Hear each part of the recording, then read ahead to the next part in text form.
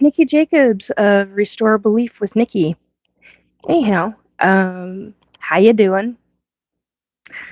I'm actually alive. I actually made it. 4 minutes late, but I'm here. Um, Let me get a little bit of business done and taken care of here. Be sure.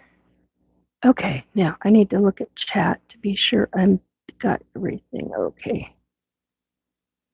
Lighting, no lighting's fine. Top fans. How do I go? Hey, Kai. Evening, Nikki. Hi, sweetie. Where is? I always forget where the heck this is at. There it is. Chat top. Oh, there we go. A little bit of business. Sorry about that.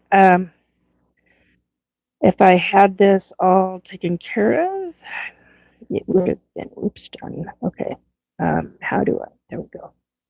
Not used to this yet. Okay, so tonight I am specifically talking about uh, dealing with everything regarding being an abductee, also past lifetimes. And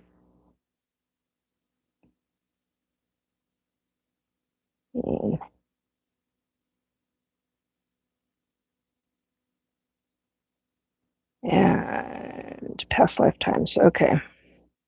Anyhow, so that's what I'm doing tonight, anticipate doing tonight. And if it goes places, it goes places. But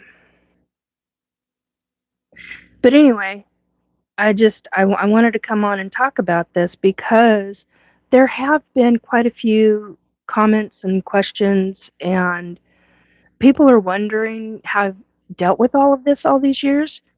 Being 57 and dealing with being an ET abductee and how all that comes into play. Um, the process of it all. I've talked a lot about the different processes. Look like you could bake good cookies. Yeah, I used to be known as a very good cook and baker. I haven't done that in a very, very long time. I stopped pretty much doing that uh, right when I moved from a house into an apartment. Anyway, and my mom, right after that, like 2 months after that, my mom got very, very ill. So I stopped doing that and ended up being caregiver for a while. But anyway, so tonight is the discussion of ETs again, um, and past lives, but mostly in um, how to deal with all of it when you're dealing with it on a daily basis. Have you even realized that that's what's been happening to you? Because I sure as hell didn't. I mean, I knew when I was 4 years old. I knew when I was 5, 6, and 7 years old. But when you have an adult who, is a grandmother telling you, "Shh, Nicole, we don't talk about those things," it gets specifically. She was talking about not being an ET abductee, but about psychic abilities. When I was somewhere between 5 and 7 right now, for whatever reason, the numbers are not in my head at this second. But anyway, um, so that was about psychic abilities.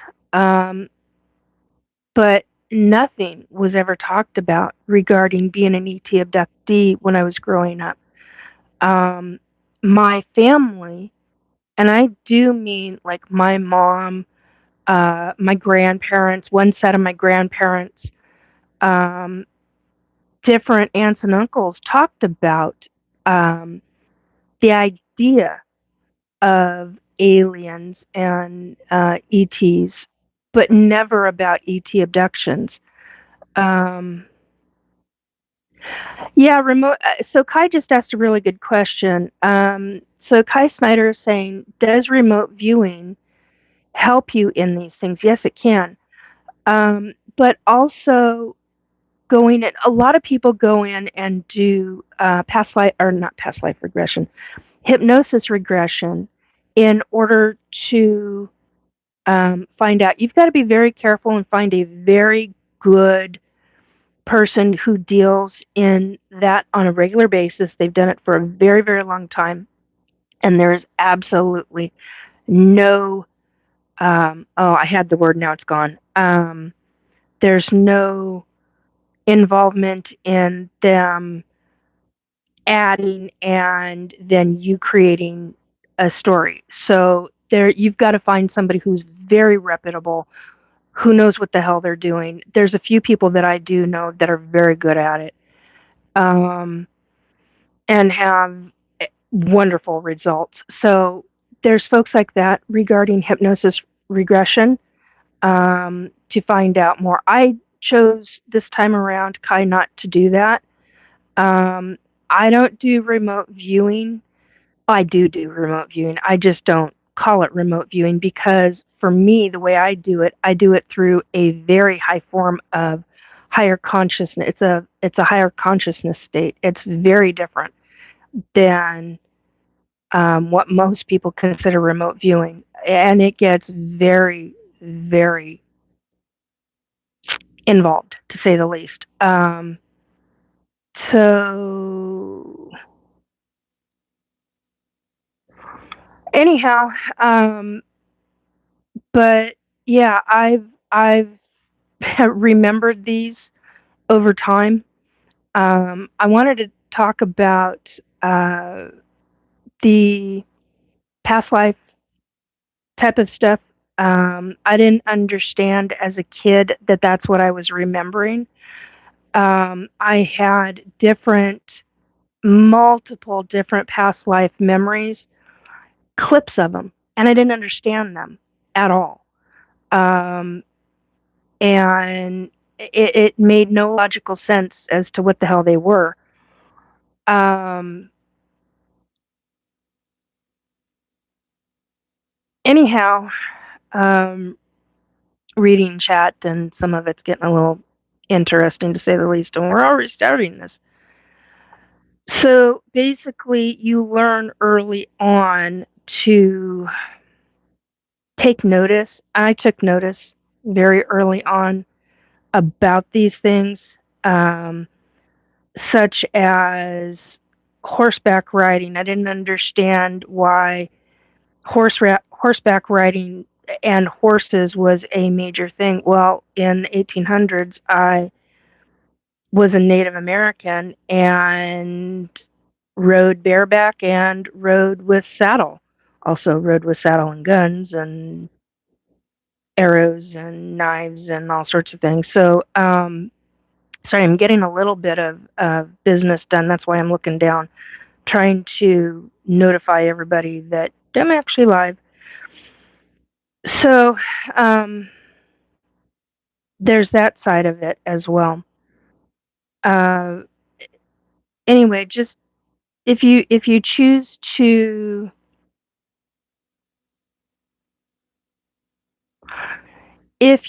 I'm ignoring a couple of these. I'm not yelling out numbers and doing things like that. Um, because I did, okay, so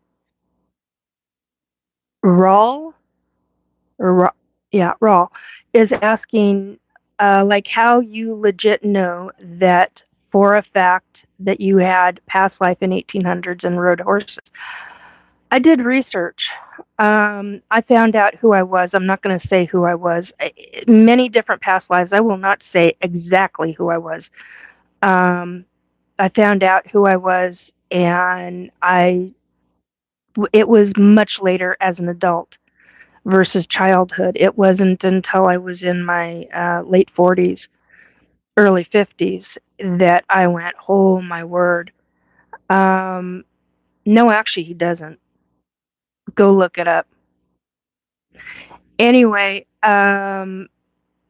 so there's that aspect of it. I was responding to somebody who was referring to Jesus Christ. So anyhow, uh, there's that aspect of it. Um, And I'm not going there.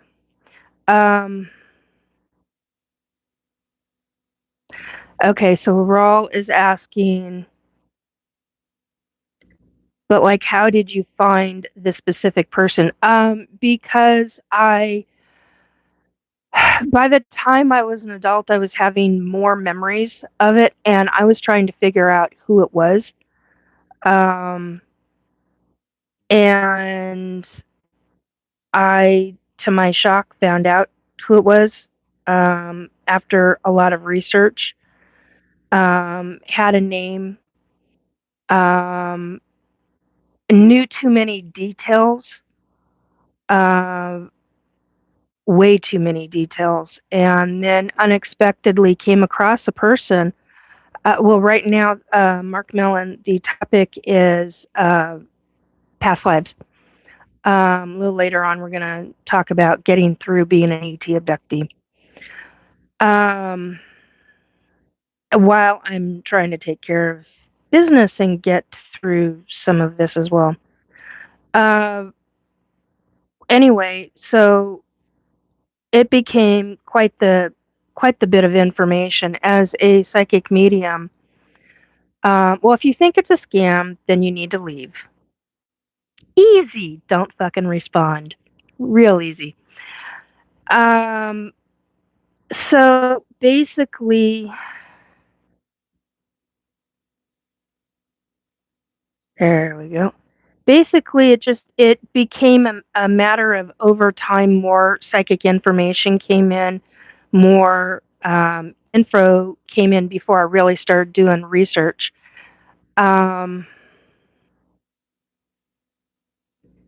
Okay, we're done. I'm done with that bullshit. And I'm done with your bullshit. And that. I have zero tolerance for certain things. And that's something. Okay. And that too. Since none of my mods are in here, we're just going to take our time and deal with all this garbage. There we go.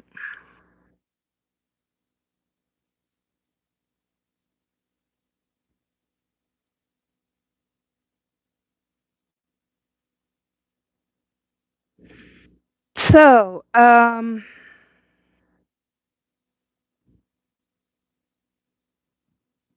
there we are. Thank you, Kai, again for asking that question. I appreciate it very much. And since you understand, speaking of which, since you're in here, I have a question for you, dear. If you're okay, there we go.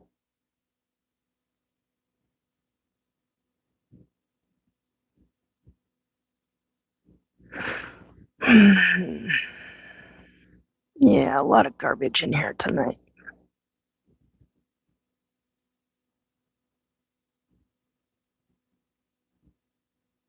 That one I will leave because that one is true.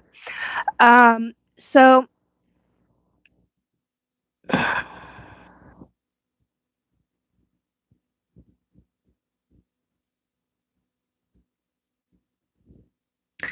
yeah, I'm gonna remove some of this anyway. So Kai, my question to you, my dear, if you're still in chat, is when you hear a bird cooing at night and you know damn well it's not an owl, we're talking 3 a.m. in the morning, what bird, because you're the bird expert, my dear, what bird would it have been? That's my question for you. Because I'm not using abilities to find that one out. I would rather deal the easy way and go about it that way. Actually, yes, there is. To be determined has just made a very good statement. There is no scientific evidence that psychic abilities are real. That's a lie. Go check out the CIA.gov website. Go look at their past experiences. Look at what they've researched. Yes, there is. Anyhow, how's that for some info? Anyway, so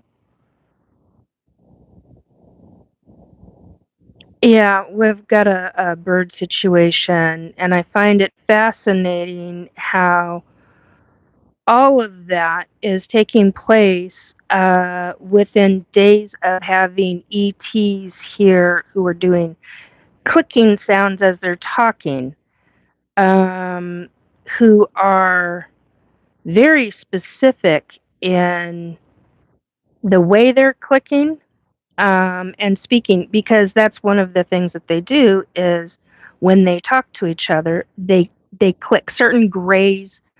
Um, click when they speak verbally. Hi, welcome back. Aesthetic 895. Hello, it's nice to see you here.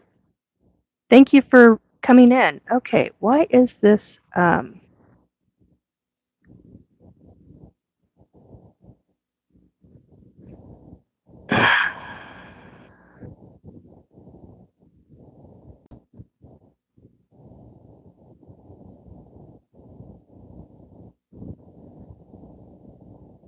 oh, okay. Anyway,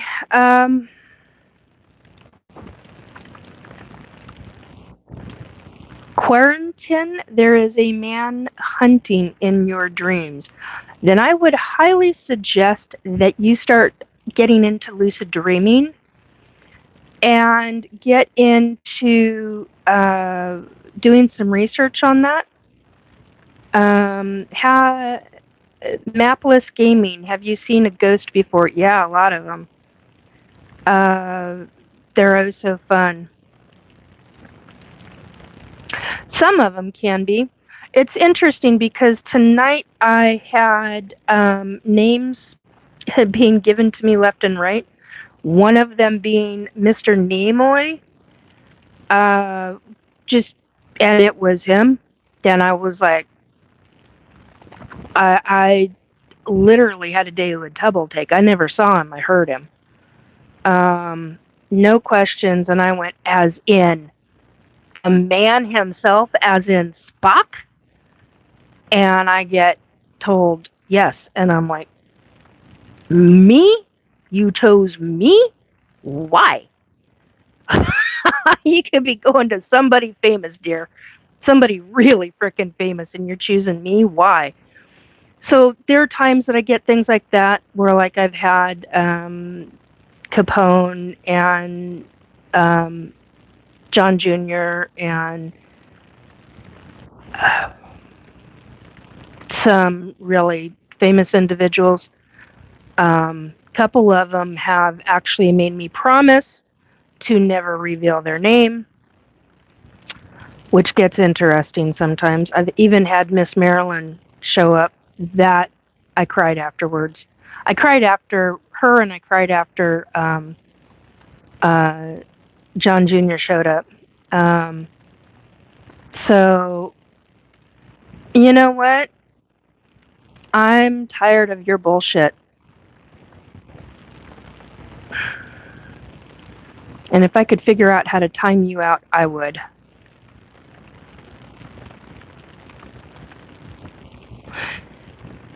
And that's none of your fucking business.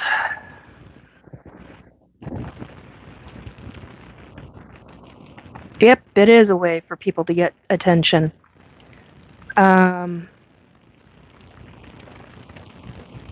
That's actually not true. They did investigate it for 20 years, and they proved, according to this person who is going by to be determined, you're right, they did investigate it for 20 years, and they proved that it was not real and not reliable facts. Actually, you might want to take a deeper look into that, because they went to conglomerates.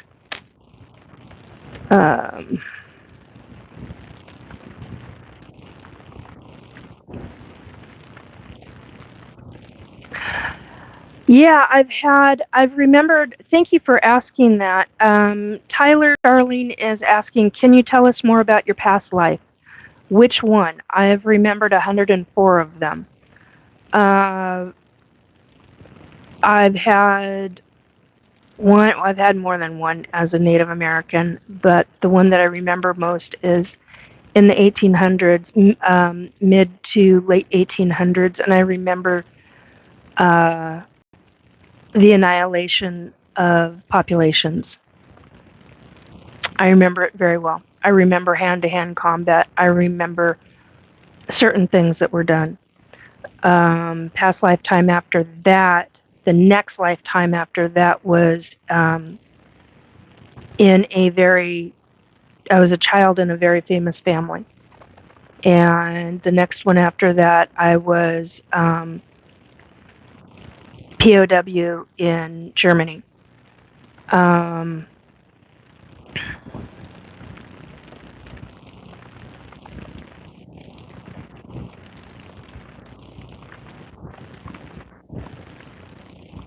And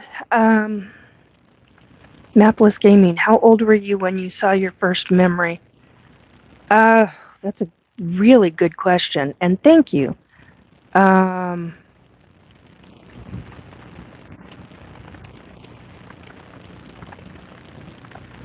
Amy, get your ass in here. I'm not joking. You need to time some of these people out.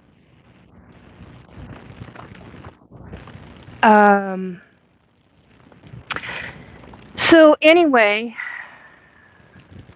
because I'm tired of the crap that people are spewing at me, that is why. And this is not me being angry. This is me being frustrated. Anyway,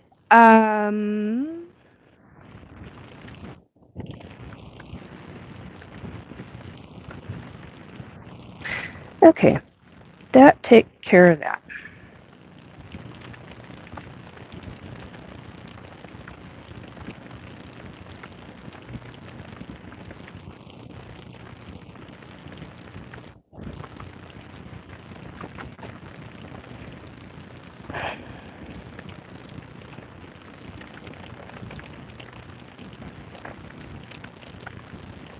Okay, there's that. Deal with that. And we're coming into here. There we go. All right. So, in answer to a question, I can find it again.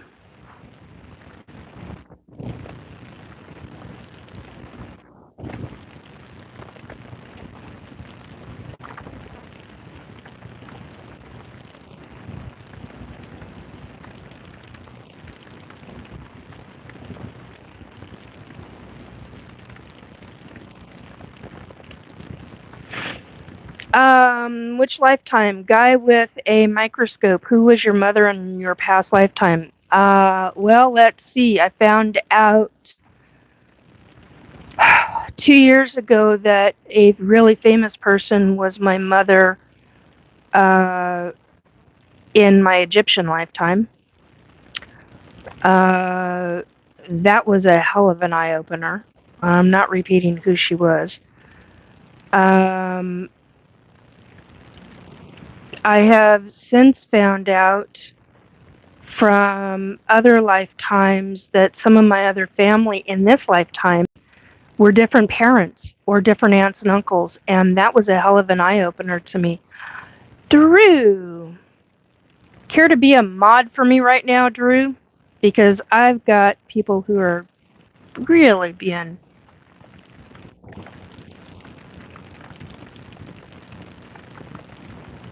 assholes. So anyway, I need to be timed out, and for whatever reason, when you're live, you cannot time people out, which I find bizarre.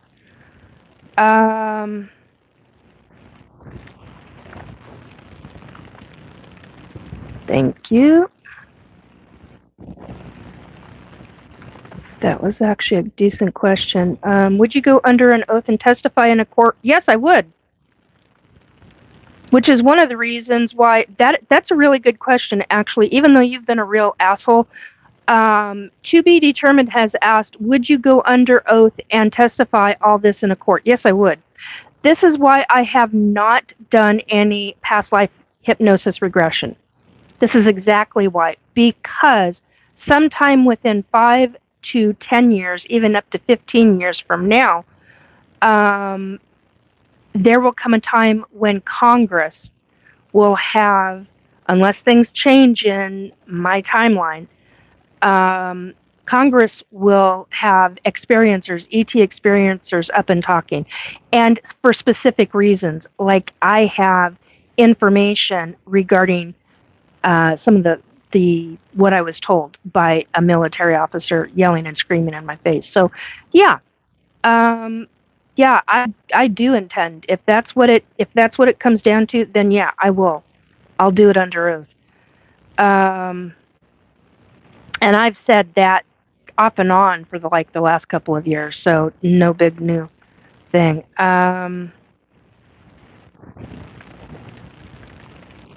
So let's see. Okay, Mapless Gaming asked, how old it should be were you when you saw your first memory? I've been wanting to get back to that question. That's a really good question, Mapless.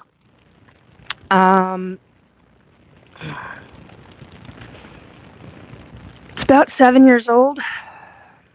6, 7, 8. Didn't understand it. Thought it was a dream when I was a child. By the time I was a teenager, 15, 16, 17, I thought that they were more than dreams, but I didn't understand them. And we're talking little clips of things. Like when I was reading a book or I'd see a movie and I'm like, it would hit me like these little flashes in my head. And I'm like, what the was that? Where did that come from? What? And it acted like a memory, and I didn't understand it. I was still trying to learn and understand how these things came about and how it all plays in the mind, how it all, I mean, the first ET abduction I remember is when I was 4 years old, but I've been consistently told that I've been an ET, and I've been told by a lot of people that I've been an ET abductee since birth. That my mother was an ET abductee when she was pregnant with me. That's a hell of an eye-opener.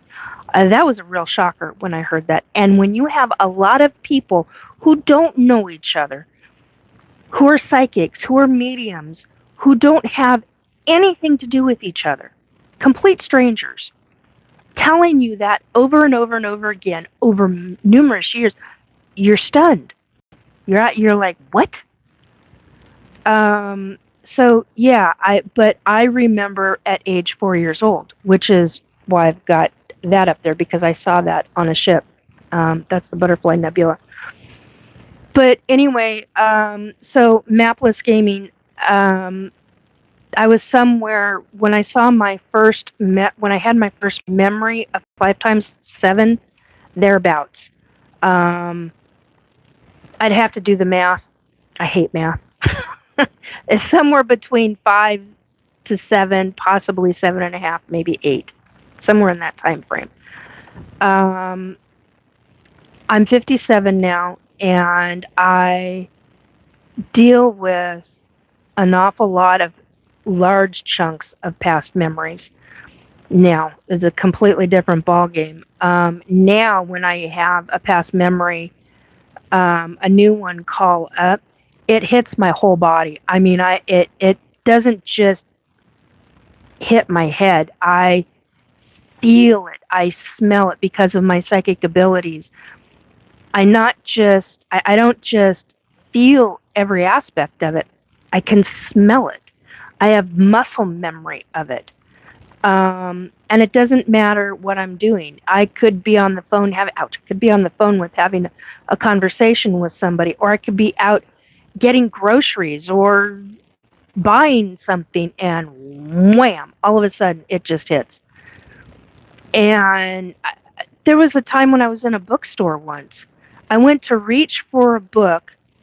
I put it back and I went, I'm not ready for that right now. I turn around and a deceased friend who was actually my brother in that lifetime in the 1800s in that specific event. He was a brother in that lifetime, and apparently he wanted me to have the book because the book nearly came off the freaking shelf. I shoved it all the way up against the back end of the wall of the bookcase in the store, like, because it was a big book. It was a hardbound book, and it was a long or wide book. But anyway, so I pushed it up against the, and I heard the slide and the teetering. It was weird. It was a weird sound. And I turned around, and the book was already almost in the process of falling off the shelf. And I literally, and I walk with a cane, so I hobbled quickly over there and went, okay, I got the point, and I knew who did it. And I pulled the book out, and it was a heavy MF book, and I ended up holding it open, and it fell open because I held it like this, and then I went to grab, and it did more. I mean, it was like somebody else had done it. I didn't do it. And it fell open to a chapter heading, and I had an instantaneous, I don't even remember what the chapter heading is right now, but I had an instantaneous flashback, full body flashback of a past lifetime. And I'm like, when the hell was I on that mountain? And I knew more things than I was like, how did that be? I ended up buying the book. It was a $20 used book. For me to buy a $20 used book, originally it was, on the back of the book you could see it was originally a $60 book. And it was all about, the topic was all about energy and a bunch of other things. And apparently I was supposed to have this book. Do I still have it? Yes. Have I read all of it? No. To which my friend on the other side is a little perturbed at me for, but that's life. That's just how it is. Anyway, so there's that. Okay.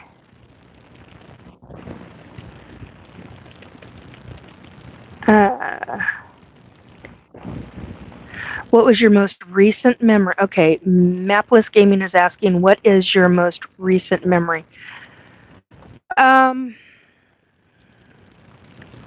Most recent memory of a past lifetime.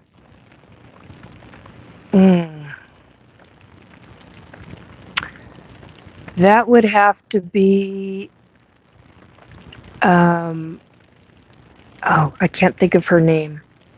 It was a female in the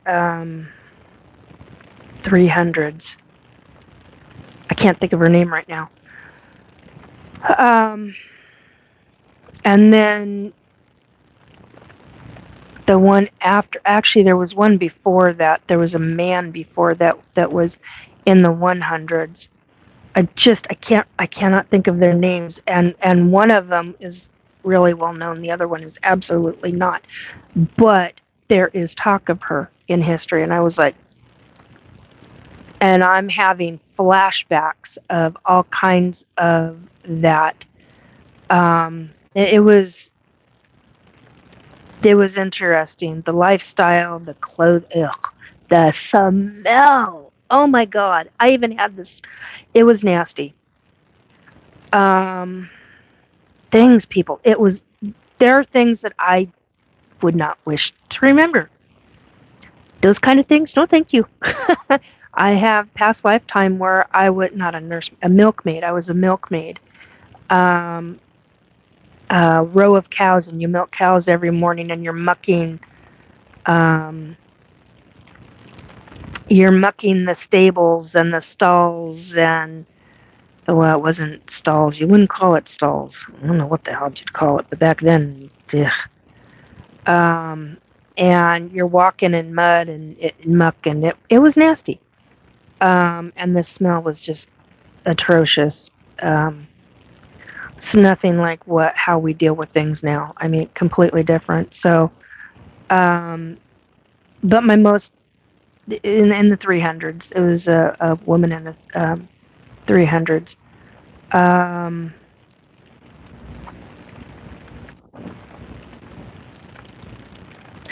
Guy with a microscope. Can you demonstrate some of your military moves from your past life for us? No. No one's. Well, okay. The only ones that have ever seen those moves are during my.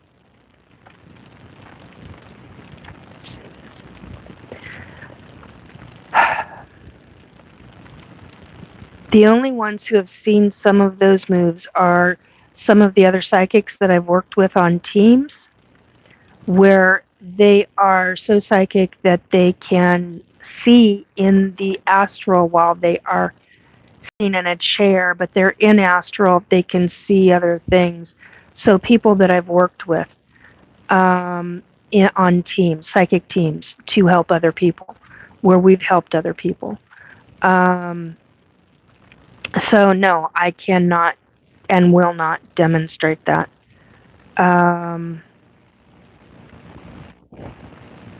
Yeah, Drew's right.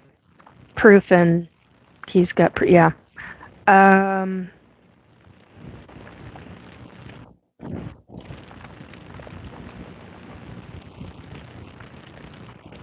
Who was my mother in my past life? Guy with a microscope. Well, in a past life, she was a grandmother. She was my grandmother, I should say. Beyond that, I don't remember. I know my dad was in my past lifetime, but I don't remember. I know my great uncles. I know exactly who my great uncles were in our, and I'm going to call it our family lifetime during being Native American. And we were fighting. We were fighting for our lives, our tribes, everything. We all came together, and it.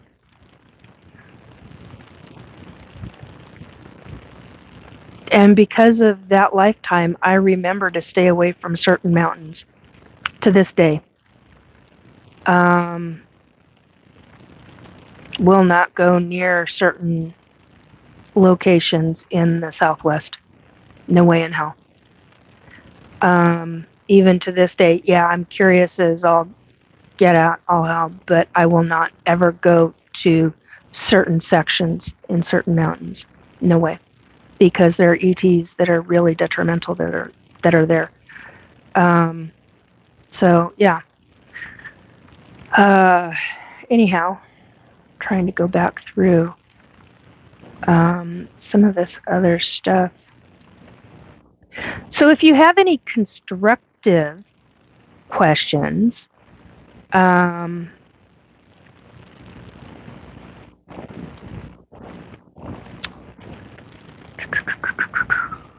let's see.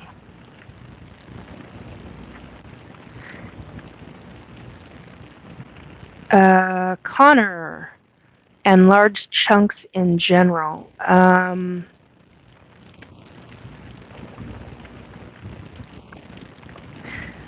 Well, if you're not used to ET information or psychic information or paranormal, then yeah, this is going to be wild to a lot of people, Wavi.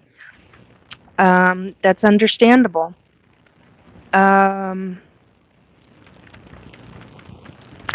Yeah, Drew, I do.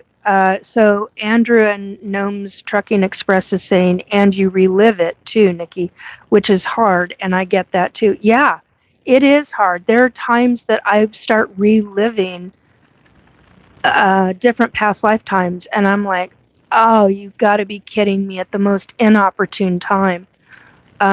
like at a family function, family event, and you're having a conversation with someone, and the next thing you're having a full-on memory, and the person's looking at you like, are you okay? What the hell's going on? You don't dare tell them, because they're not into the paranormal. They're not into any of this. And so it's, you keep your mouth shut and you just go, well, just a weird feeling, so yeah, you can relive unexpectedly in flashback memories of past lives, and it's not easy. um,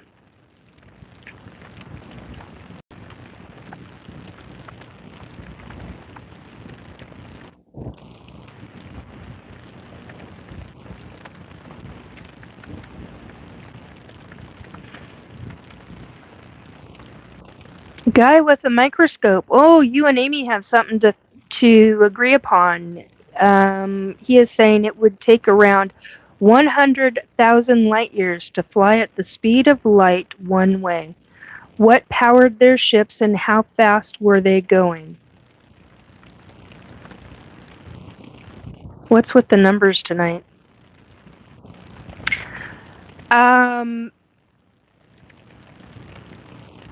I don't have those kind of answers. I know that they're propulsion systems. That's a subject for somebody who deals in propulsion systems, like our Keith Andrews. Our Keith Andrews knows a hell of a lot more about the science part of it.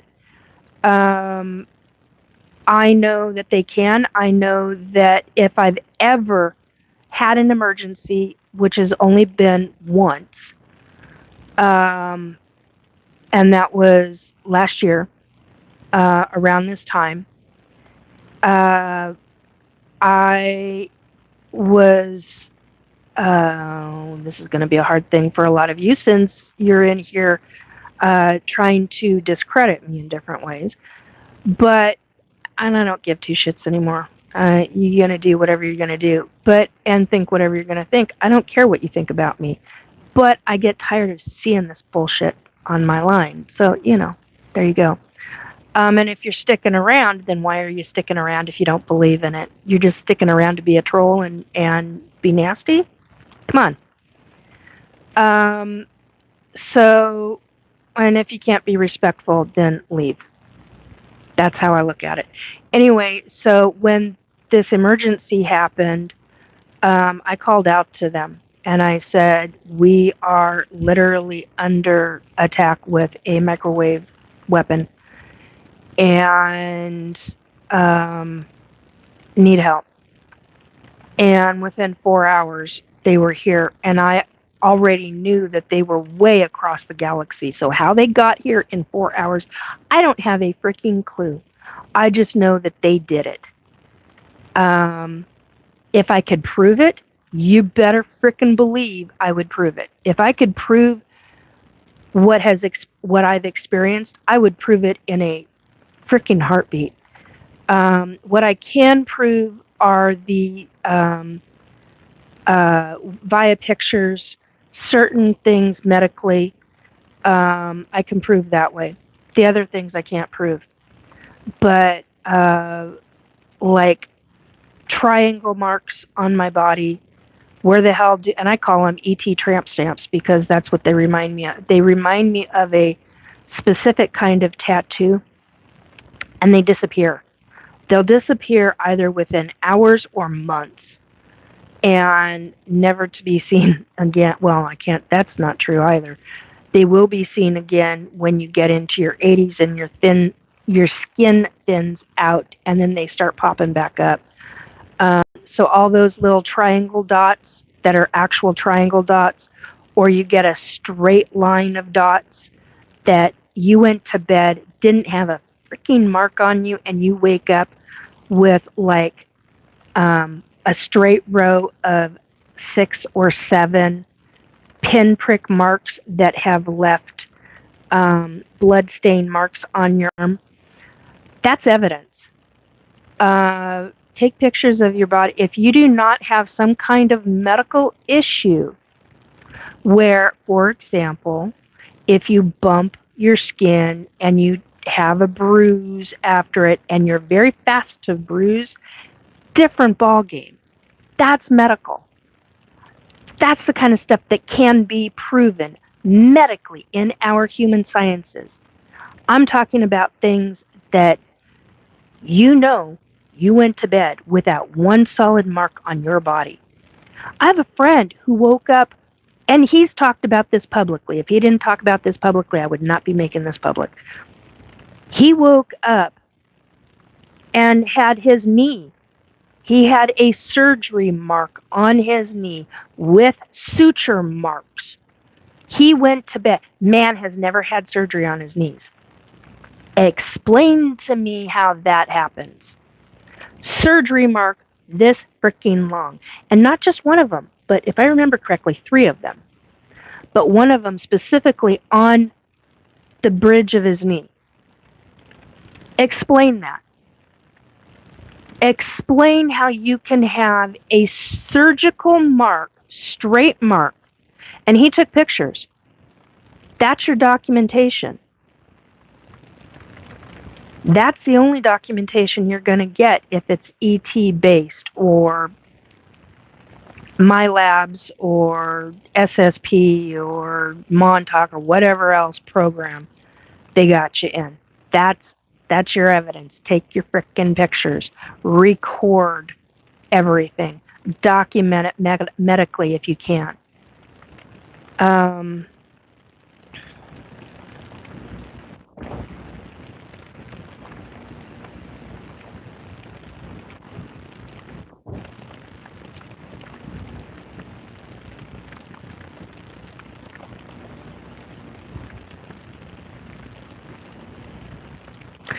Why would it take you so long to remember it if it was the most recent one? Just how it is. Didn't used to be that way for me. If it hadn't have been for the D weapons, thank you, Drew, for timing somebody out.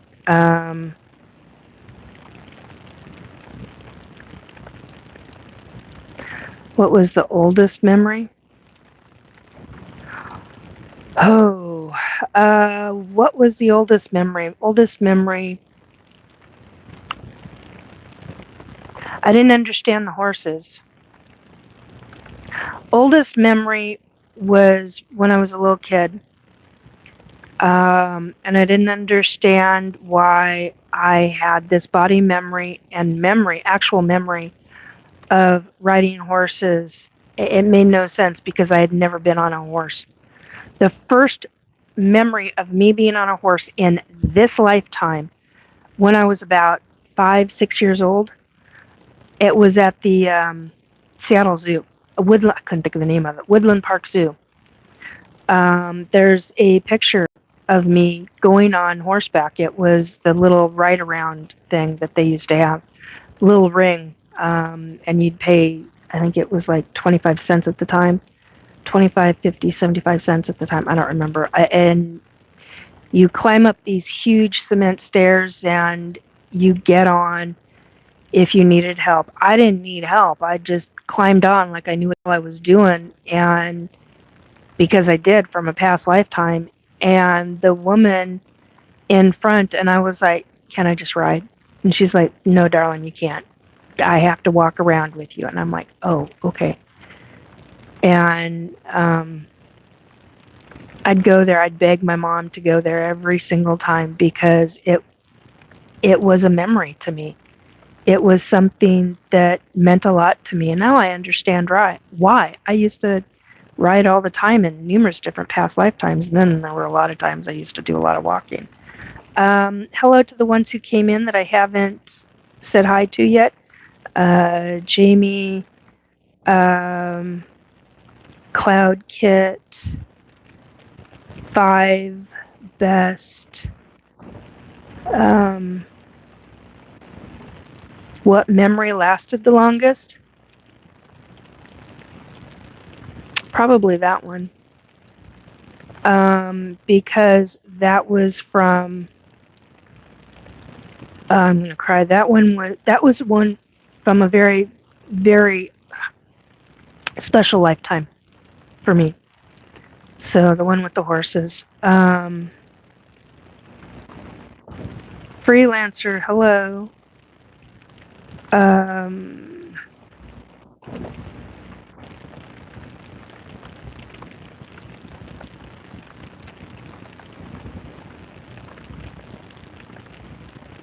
Yeah, it doesn't work like that, Sunny. That's actually a really good comment because a lot of people believe that way. So Sunny D has said, lady, if some freaking aliens came from another planet and abducted me, you better believe there's going to be some evidence.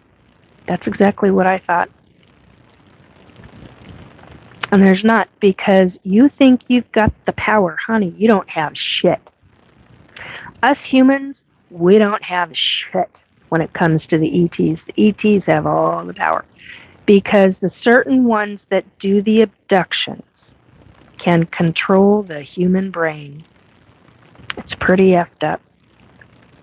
And when you've got an ET that can control the human brain and do all sorts of things and make it seem like you are in a dream state, because that's how you remember a lot of these, when in fact you are actually on board their ship and you're wide awake and remembering it, but you're in such a cognitive state because they've put you there to make it seem you're in a very specific consciousness state to where it will seem like you're dreaming, when in point of fact you're actually not. You're up walking around, or you're on a frickin' table being whatever done to you.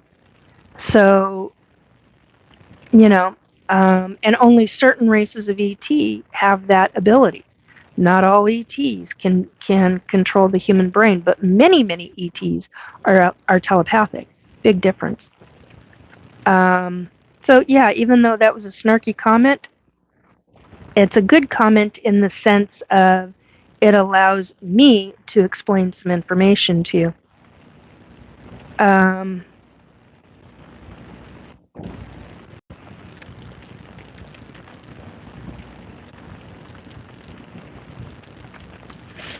No, actually, he wasn't lying. He didn't have surgery. Guy with a microscope. Was it a big horse? Did you know the horse from your past military days? I'm not in the military. That's the thing. I've never been in this lifetime. I've never been in the military. However, if you're dealing with SSP in my labs, then they put you into one. Been down that frickin' road. Hello, Aurora. Nice to see you here. Love the little the smiley face with the cheeks. That's awesome. Thank you. Yeah, Drew says the grays are the nasty ones. They can be, not all of them, but a number of them can be, but not all of them. Ouch.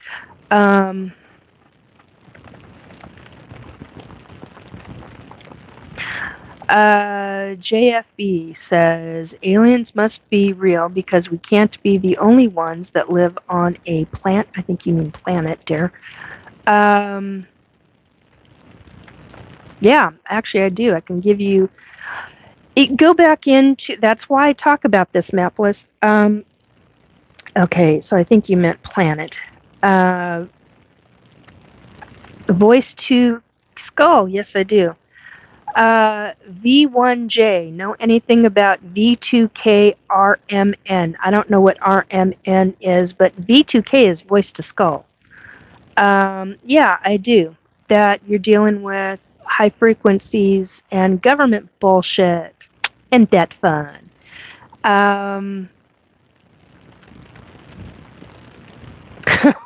Hey, Robert. Planet Schmanet Janet. Nice to see you, Robert. Thank you for coming in. I appreciate it. It's been a bit of a wild ride tonight with a lot of trolls. Remote neutral monitoring. No, I've not heard that term before. But I do know that there's neural or neural monitoring of the brain in specific ways by specific programs, and that's where I'm going to leave that one. Neutral, yeah, neural, yeah, that's what I thought. I was wondering if that's what you meant, dear. Neural and not neutral. Anyway, yeah,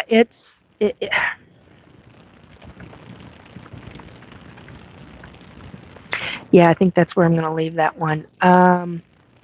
Because that could get real wonky real fast, and people,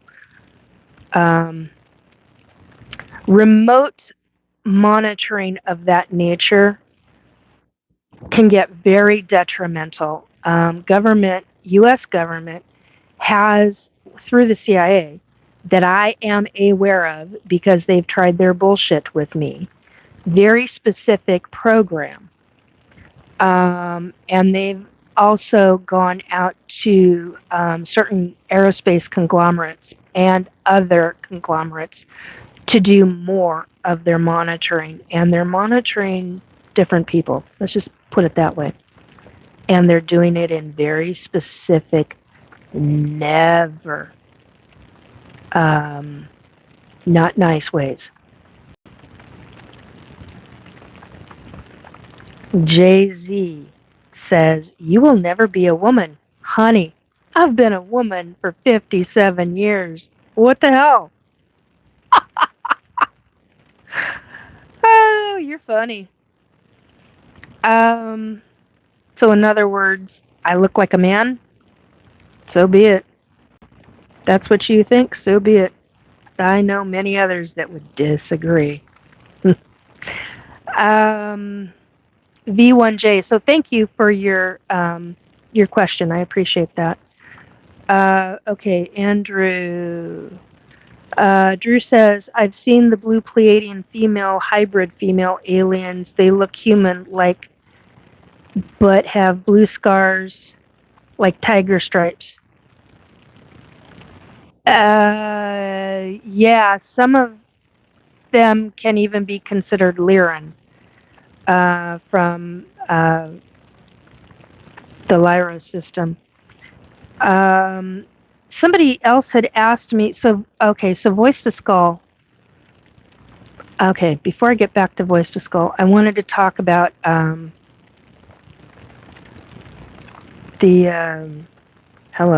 got a brain fart going on. Oh, the different ETs I've seen. So go back in. Can I describe them? Yeah, I can. There's so many of them. Go in and go through my channel, and you will find, up until I think this past year, most of my live broadcasts have description boxes with timestamps, and you will see all the different times that I have talked about different kind of ETs that I have seen. We're talking vast ETs, not just the short grays to the 7-foot tall grays. I've seen ones that are reptilian-esque, ones that are hybrids of reptilians. I've seen a Draco. I don't talk about that one very often. I should classify him as a Draco hybrid reptilian. I don't talk about that very often, for good reason. Anyway, I've seen ones with what I can only call ear flaps. They came up like this, tan color, and it was a breathing apparatus. It opened up the top part of the back part of the head like this. It was a female. Oh, and she was beautiful. She was just beautiful. Reminded me of a human-esque type face, but and her skin was soft, but looked like reptilian, but she wasn't. I don't know what type of ET she was, but she was just beautiful. So yeah, there's all different kinds. I've even seen 12 to 15 foot tall spiders. Had a bit of a hard time with that one. I've seen ones that look like felines, cats. I've not, to my memory right now, I do not and have not seen any dog-like ETs, although I have seen a dog man through a Sasquatch's eyes. That was a different story. Let's see what else.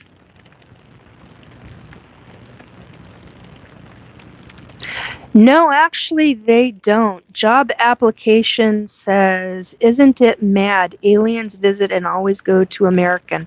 No, they don't. Actually, they go to China and Japan and all different parts of Asia, Europe, Brazil, Africa. They're all of Canada. They're all over the freaking planet.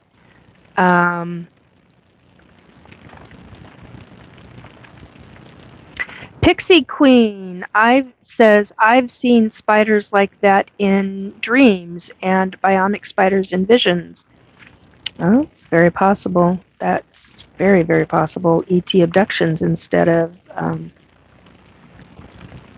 things like that. But, you know, that's just me talking. You have the tells of making it up. What? No, I have a hard time remembering some things because I've been targeted by government. Isn't that fun? Yeah, they've screwed with different things. Hi from New Zealand. Hello, Gypsy. Nice to see you here.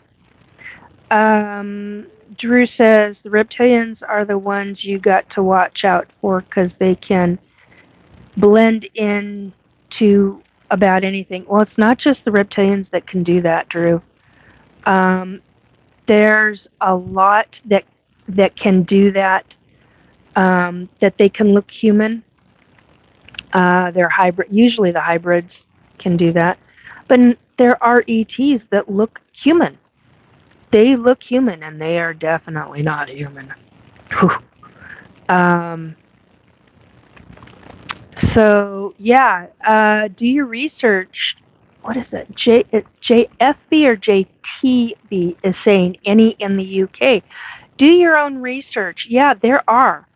I can't think of all of them right now, but yeah, there are a lot of reports in the United Kingdom. Go into ufology, go into the community, and you will find a lot are in a lot of other countries all over this planet. It's not just the United States.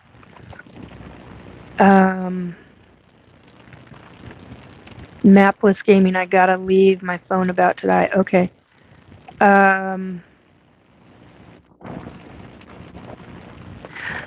That's actually, V1J is asking a really good question. Don't they suffocate in our atmosphere, though, since they have evolved in an exoplanet? No.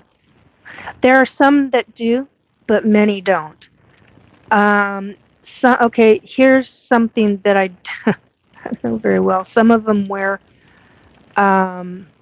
really tight-skinned uniforms. I don't know what else to call it. It's a really tight-skinned.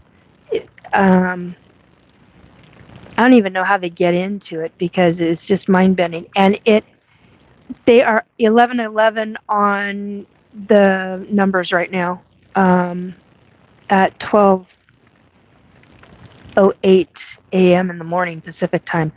But 11:11 on the numbers. Anyway, atmosphere. Suffocation. No, they don't. They're the suits. Some of them that have problems with being on planet because of the suits. The suits are so not just aerodynamic. They've got tech in them. They've got their kind of tech in them, and they are so many thousands of years advanced than we are in tech that And I was just told 500 years for some of them, while others are thousands of years advanced. Anyway, but the tech inside the suits will allow them, uh, that monitors them. It allows them help with breathing, all of that. Some of the grays, well, many of the grays use a covering, like a lens on their eyes, like a contact lens, and they'll literally pull it out. Well, they don't go like this, but this is how we do it in the way we deal with contacts, so that's why I do it like this. Um, but they will pull out the contact, and a lot of times their eyes will be, they'll have a human looking eye, but they're huge. I mean, freaking huge. So you'll have white on the eye, you'll have an iris like we do, and the pupil in the middle. And some eyes, some of the irises are brown, some of them are blue. Most of the ones that I have seen when they remove that on board ship, um, those irises, they're blue, and they're a specific color of blue. Some of the ETs I've seen have had blue skin. They look human, but they have blue skin, no hair. Some of the others are blue skinned with black hair. So there's that aspect of it too. Um,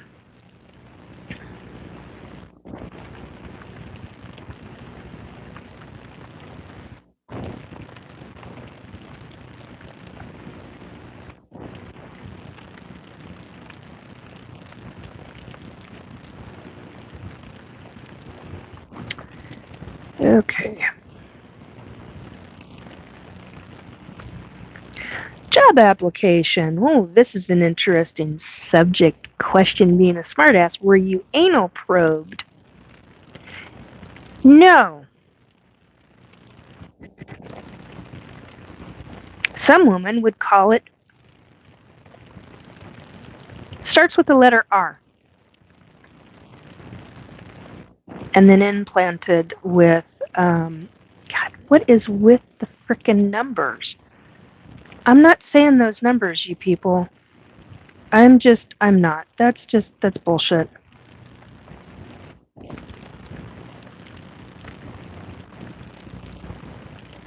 That's being a troll asshole. Yeah, Drew, the Nordics are interesting. They've had a lot of experiences too, quite a bit.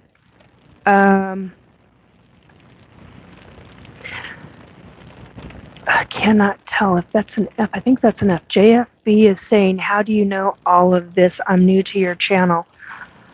I am a lifetime, lifelong ET abductee.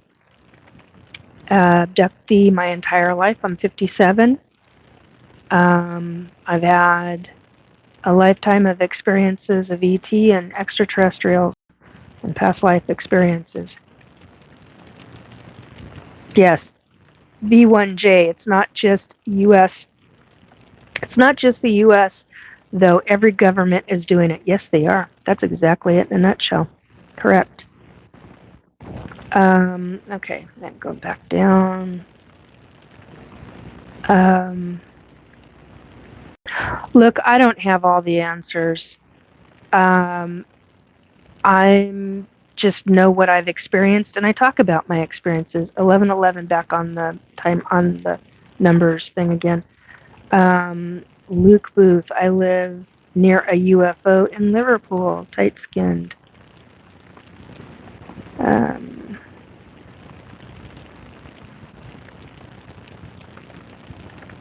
Uber driver, got it. Okay, Uber driver, got it. Do any work amongst us? Luke Booth, that is a good question, and welcome to my chat. Yes, actually, there are. Those that are working with governments, they're the ones that are working against us. The others, they don't want anything to do with what the governments are doing of this planet. But there are ETs that very much want other things in very specific ways, including giving us humans up.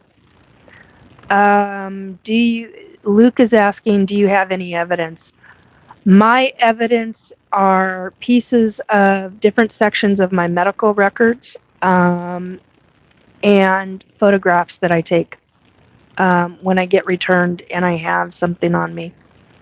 A scar that I've had surgery, and I've never had surgery on that body part before or in that location before. That's a little on the frightening side when you wake up with a slice on your body and it's not from you. I'm not a cutter. I do not do anything like that. I just don't.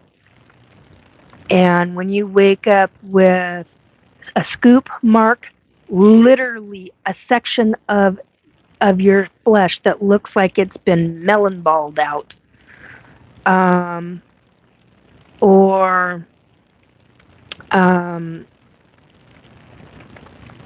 tattoo marks that are triangle marks, or straight lines, a row of straight lines that are in the process of bleeding up, with blood, and it ain't you. And it gets really interesting that way. So you take pictures, and I've got triangle marks periodically on my body, throughout my body.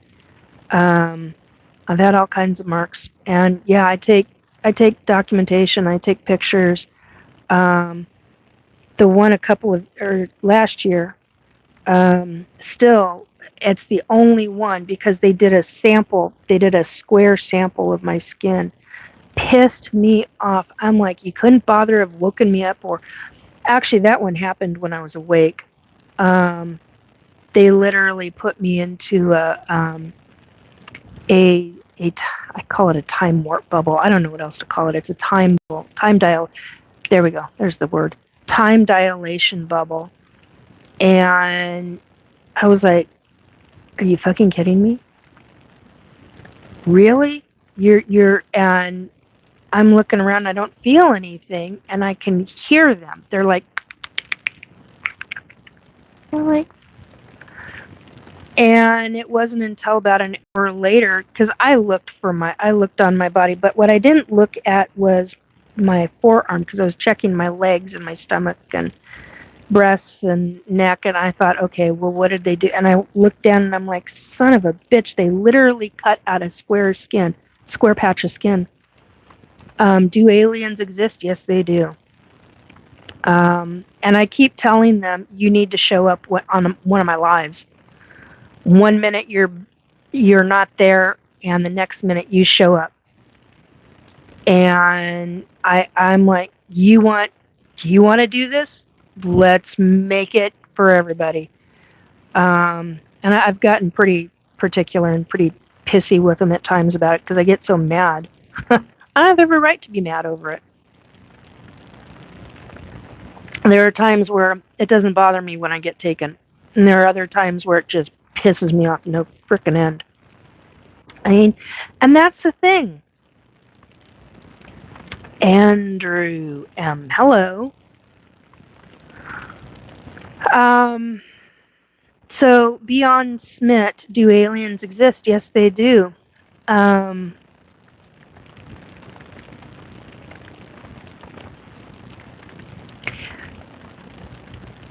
So, okay, Luke Booth.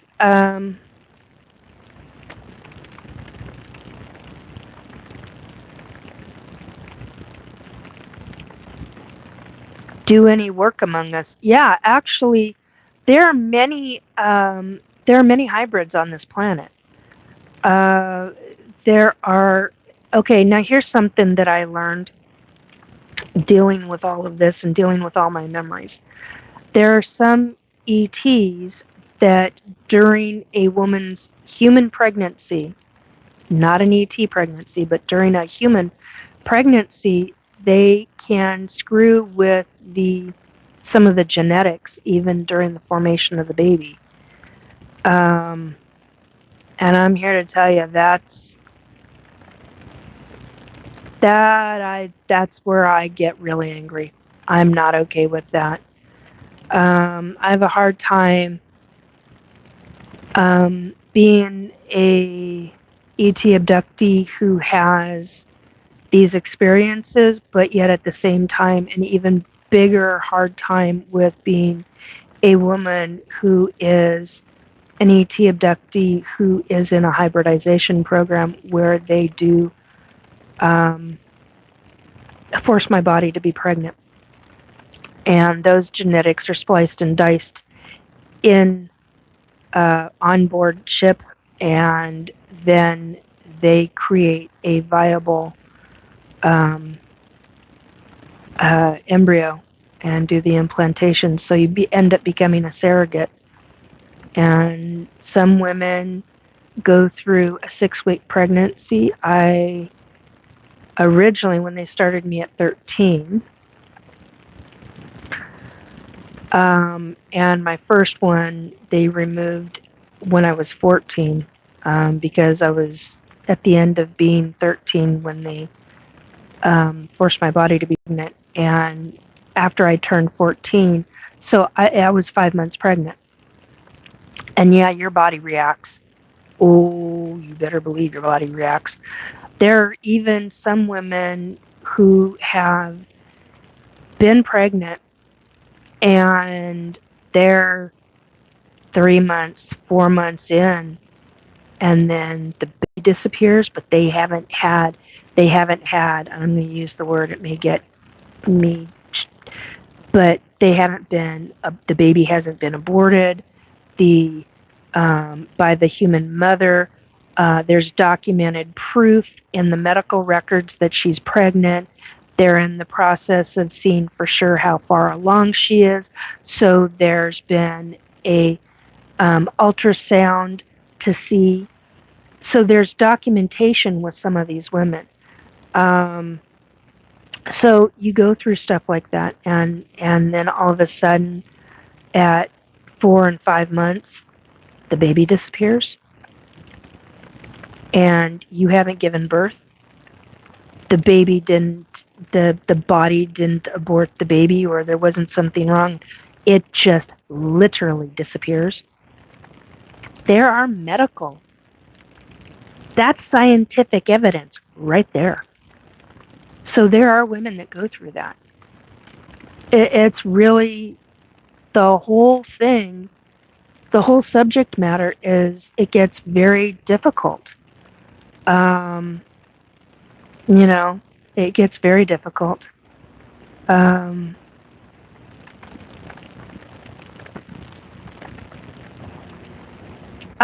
Salmon tender, do you scuba? No, I've always wanted to. I've got a family member who's a professional diver, though.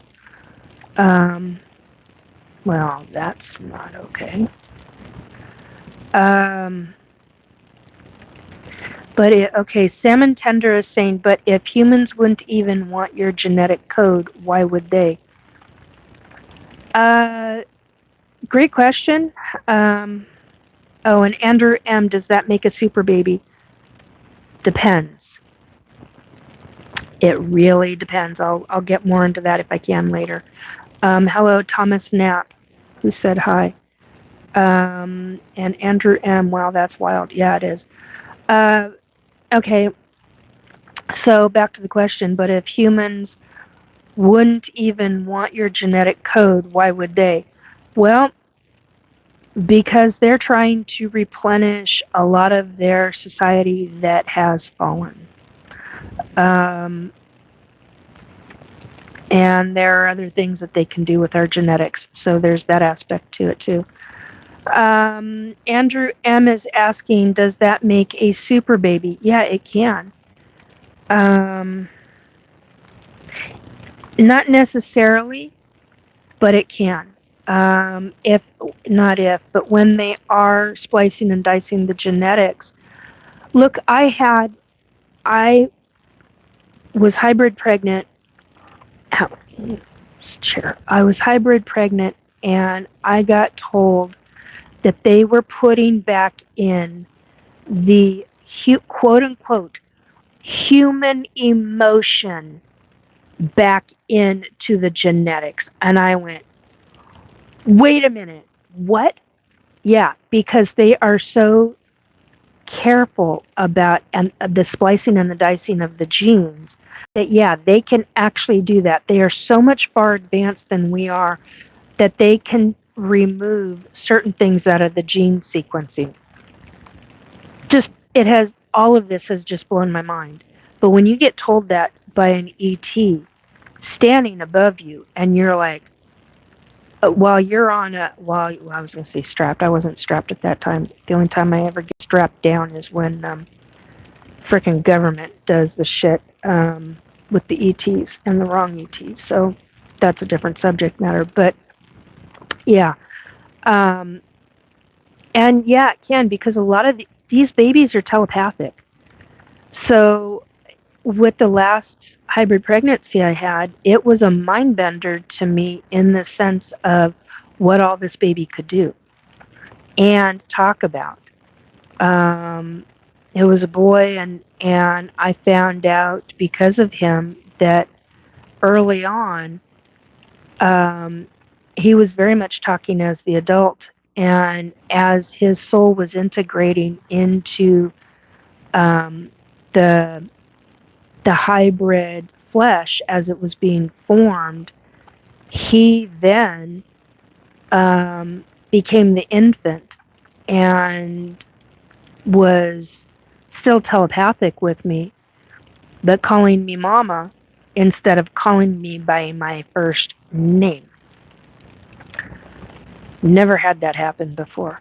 Then he was able to do certain things. As by the time they took him at 3 months, I was just kind of gobsmacked over all the things that I learned because of him. He was essentially, by the time they took him, he was essentially the equivalent of the mental age of a human child between 7 and 9 years old. That's a big deal. That's how fast their consciousness was. I mean, just, my God, it was a mind bender to me. Yeah, it is wild. It's totally wild.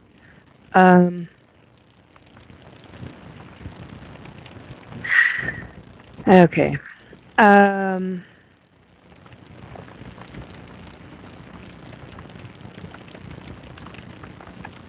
Hello, Arm.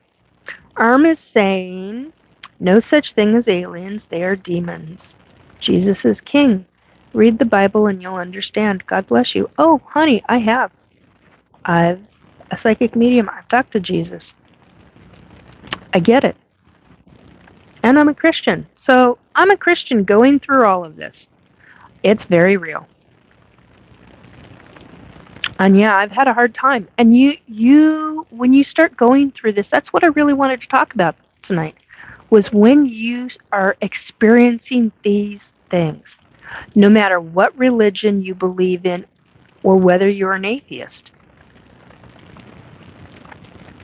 no matter what faith you practice in, this is a real subject matter. These are happening to our human population.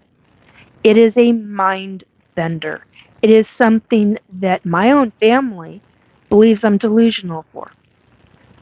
Doesn't matter who I've helped regarding my psychic abilities. ETs are not demons. They're not fallen angels. I had one guy in a public chat forum from a video, because I responded. I haven't done responding on videos up until the last year and a half, thereabouts. maybe 2 years. It's been more like a year and a half. Anyway, and he was so emphatic about his faith and that God would not allow humans to be abducted. And I'm like, that's not true. He does. And I have a hard time with that. As a Christian, I have a very hard time with that. However, it's part of my life. And if you can't handle that, that's fine. Go. I get it. I've been there. I was there in the 1990s trying to understand the psychic abilities that were getting stronger and stronger in me. And Thomas Simmons, tell a psychotic. Is that actually what you meant? Anyway,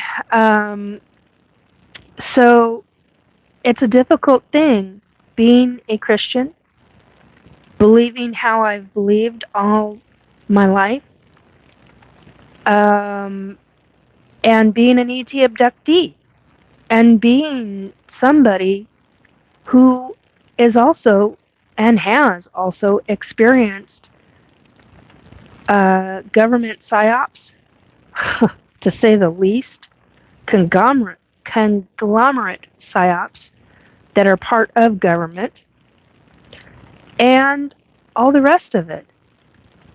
Christian, hey, oh good, I caught you live again. I hope you're doing well. Yeah, I am. I'm a little frustrated tonight because I've had a lot of trolls in here and a lot of extreme naysayers at the beginning, but that's all right.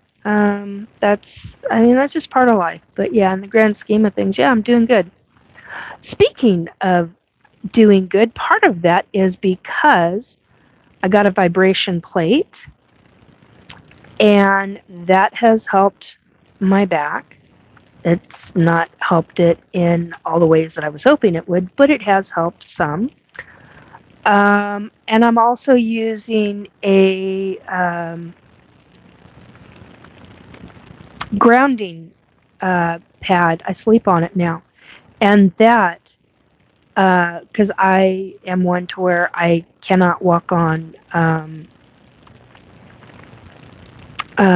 cement or regular dirt or grass anymore because my skin can't handle it. Long story.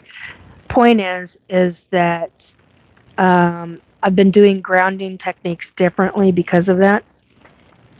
This grounding mat has made a significant difference. 1212 on the numbers. 1212, and it's 12:32 a.m. So anyway,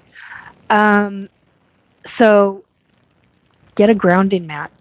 It will make a major difference in your life. I highly recommend it. Okay. Let's see. Like I said last time, you know the truth. That's what matters. David Bassey, I don't like this. Well, if you don't like this, you can leave. How can I leave? If you're scrolling, scroll up. That'll help you leave real fast. Just keep scrolling. Scroll, scroll, scroll. Anyway, 1212 back on the numbers. Anyhow, scroll. Yeah, scroll or exit. Find the X and exit. That'll help you. Original Yoda. These nice.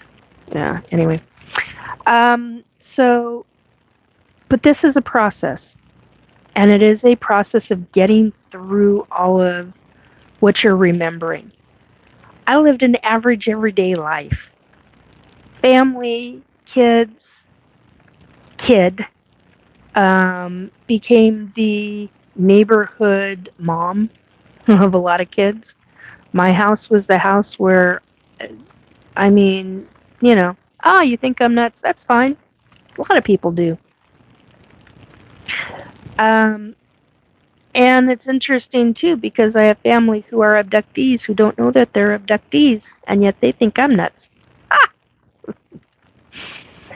It gets interesting. You can go through your life and not even recognize that you're an abductee because you're stressed out. You're so self-involved and self-focused, like everybody else is, um, that it's difficult sometimes. And you get up, you live your life, you crawl back into bed, you go to sleep with either by yourself or with somebody or with animals. Oh, FYI, what they will do for animals, they'll make the animals, if you're in the process of being abducted, they will make the animals sleep longer.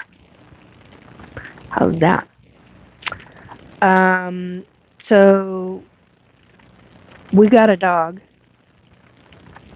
and I got taken. And I asked, how are you dealing with the dog? Because he didn't move. Oh, we keep them sleep longer. And I went, okay. Now, dogs and cats and other animals, they can see spirits. So, Jalen, yes, I was abducted. And if you don't like it, move along. But there's a lot in regarding how ETs deal with us as humans. And it's not easy for us to live our lives dealing with it, especially if you're dealing with memories and you're running around and you're trying to figure out, where the hell did these marks come from? How come I have a triangle mark on me? That makes no sense. I haven't had tattoos in my entire life, and yet I have a triangle mark on me. You go back into my videos and you will see a couple of years ago I had a triangle mark right here, and it looked like I call it an ET tramp stamp, and you can't see it now. Well, barely. It's so faint you can barely even see anything on it. But well, now that's just rude, Jalen. Anyway, but you get through it. You 12-12 again. You live your life. You have the dreams. The dreams will, because you're not part of your consciousness. See, this is what I learned. How they deal with consciousness levels when dealing with the abductions. With the abductions, because of how they deal with the human brain, they can literally keep a section of the higher consciousness asleep, and yet another section of the higher consciousness awake. And in the process of doing that, it will allow your body to still maintain its sleep type situation.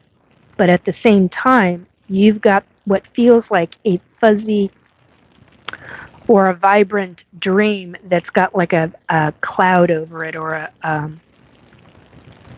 a almost foggy or not completely clear.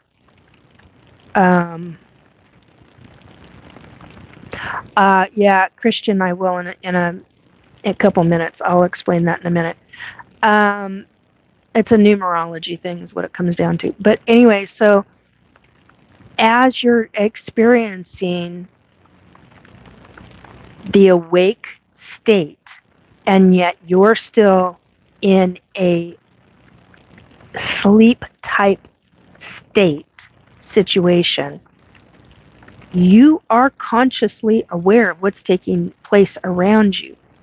So they may shut that section of higher consciousness down, the higher stuff, so that you can sleep. Your body will get the rest it needs. But yet, at a different level, you still have your eyes awake. They're still wide open, and you're still seeing things. That's really how it comes down to this. It becomes a really effed up type of situation. And when you're physically taken, that's what's going on. It's part of how they control the brain. So you'll see all of these things on board ship, but yet because you're waking up in your own bed, whether you've got your clothes on or not, depending upon which race of ET is taking you, some of them you will have your clothes on inside out and backwards because, oh, they weren't paying attention when they took your clothes off. Or for me, they'll have me slide right down through the sheets because I'll be in a phase shifted mode. So it gets kind of interesting that way. And then the clothes, I don't understand how the clothes are. I just know that I've come through and come through the blankets in that state, that phase shifted state. So yeah.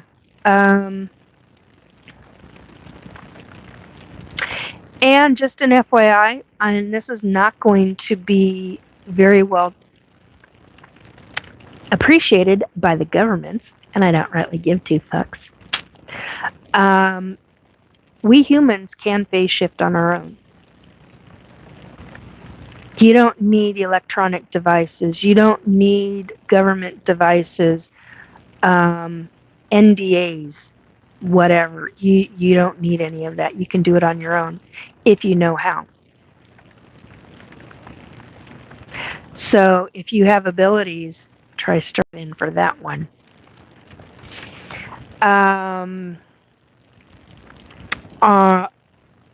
Armor am. Jesus is king. Yes, it is.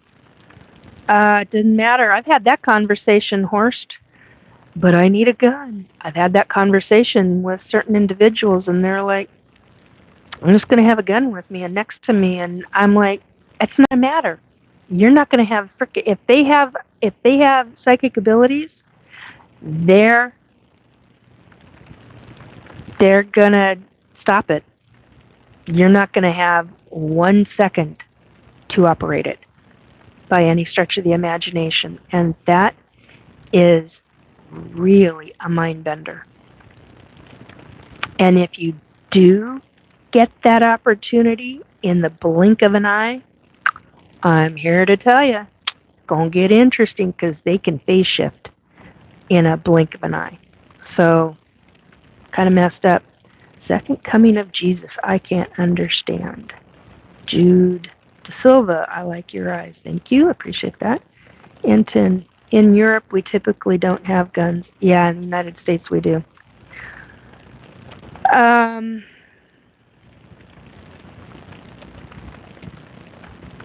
All right.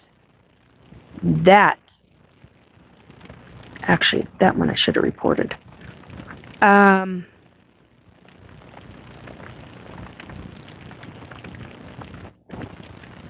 Okay.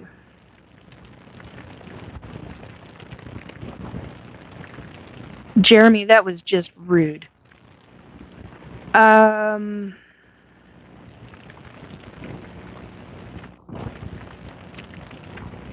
Jesus is king, yes. Okay. Pixie Queen, do you see synchronicities like repeating numbers down to the second, like 22, 22, 22, or 12, 21, 12, or things like this? To the second is what I find strange. Yeah, actually, I have. Matter of fact, on my last live broadcast, I started noticing all of that, which is one of the reasons why I'm talking about. So Christian had asked, I don't understand the 1212 or the other numbers you say. Can you explain, please? So in numerology, I have learned a number of things. I'm not really a numerologist, but I do look into the numbers especially if I notice them. And lately, I've been noticing them a lot. And so look up on Google, and I hate saying look up on Google. Find a different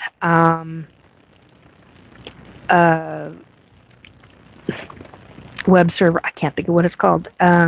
Search engine. Find a different search engine and look up different numbers like that. So 1212, 1111, or 111, things of that nature. I'm taking notice of it and I'm verbalizing it because it may be important to somebody else. But I'm also paying attention for it for my situation. Um, Things like that, they come up as strange things. I do know some very good numerologists. It's not my thing. So if you need a referral, let me know. Um, but that's where that comes from. Jude De Silva, where are you from? Born and born and raised in Washington State. Anton, how do I send you a friend request? I am on Facebook, nikki.jacobs.376. I do not typically take friend requests. I do have a number of friends on there. It's my private page, and I will post publicly when I find things that are interesting or things that can help other people. I do have a psychic medium page that is attached to that. So if you go to nikki.jacobs.376, scroll down, and you will find the page link. Click on the page link, and it'll take you to the psychic medium public page link, or the public page, and you'll find a lot of different things there. So there's that. But you can ask me questions on Facebook privately if you so choose to do so. But I am going to tell you this.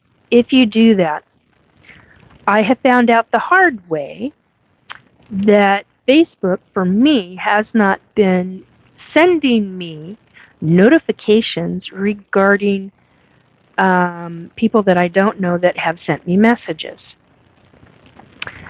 So send me a private message and then post something on my post a comment, and that will pop up on the notifications and let me know. Sent you a hey, this is so and so, saw you on. This is what you said to do. Whatever, however you want to word it. I sent you a private message. Please check your spam folder. I found up through April of this year, none of those messages were being notified. So I put out a public statement on Wednesday saying, hey, this is what you need to do because I'm not being notified even of the spam folders or of people that I don't know that are sent. And a lot of those folks had really good questions. And I apologize profusely because that was out of my control. And now that I'm aware of that, I check it at least twice a week now, or it will be twice a week.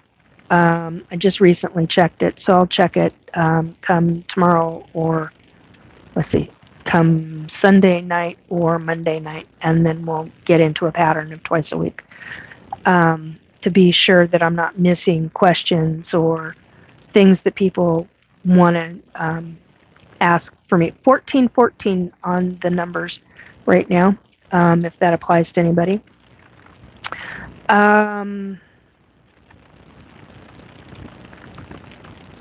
Second coming of Jesus. I am seeing a lot of these numbers. Then take note of the numbers, write down the time and the date, and also write down the numbers, and then go look it up on Google. They're classified as angel numbers. Why angel numbers, I don't know, but it's part of numerology. And so anyway, there's your information. Cheetah is asking, are you a tarot reader? No, I'm not. And I haven't done psychic readings in quite some time, but I have been on numerous paranormal teams where folks have needed help and have been a team player in helping different individuals. So I will do that.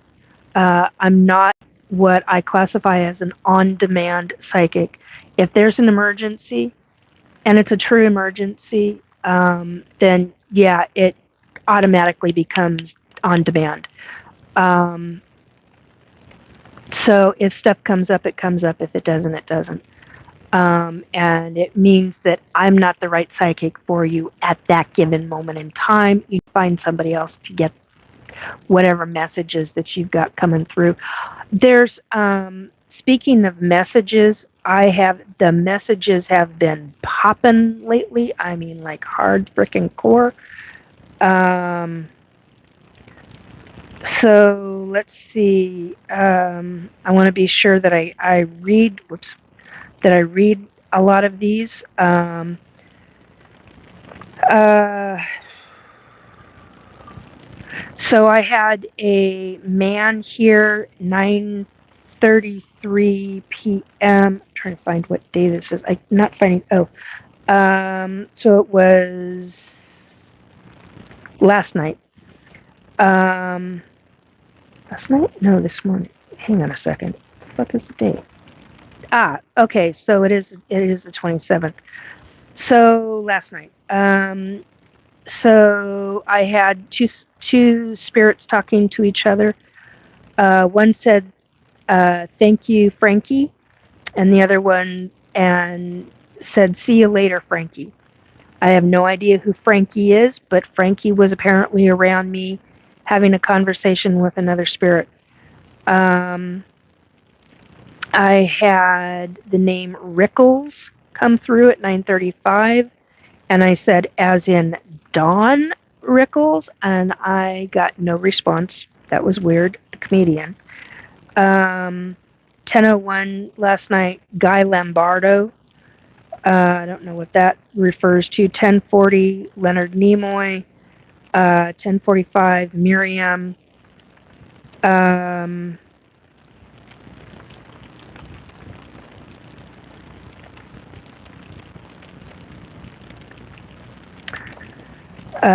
Somebody was saying "Our Lips Are Sealed," which I also know as a song. More government asshats showing up. Lenny Bruce at 9:21 a.m. on the 27th September. I had Lenny Bruce, the name Lenny Bruce, come up. Oops. Oh well.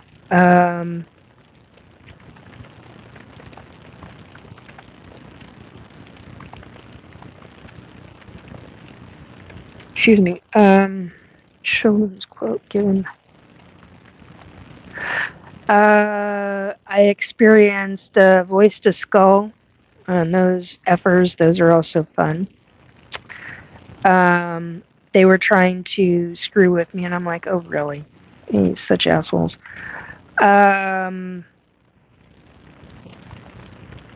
10:43 a.m. September 25th. Art Cut Glass. Check it out.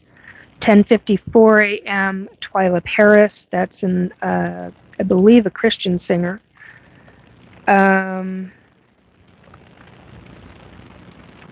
Got taken twice this week. 3:42 p.m. on Thursday, was told microgravity, look it up. 3:48 p.m. that same day, I was being reminded about the Fibonacci sequence. The 3:49 p.m., the It Girl is what I got told. I'm like, oh my God, that's from the 60s.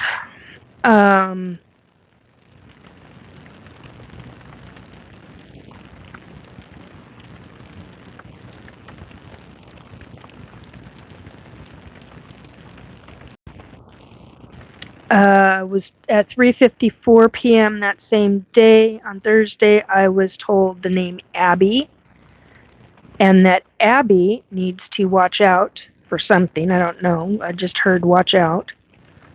I have no idea who that is.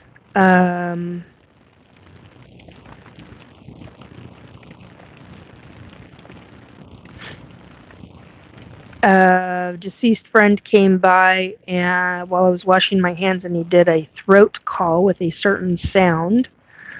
He was being a smartass.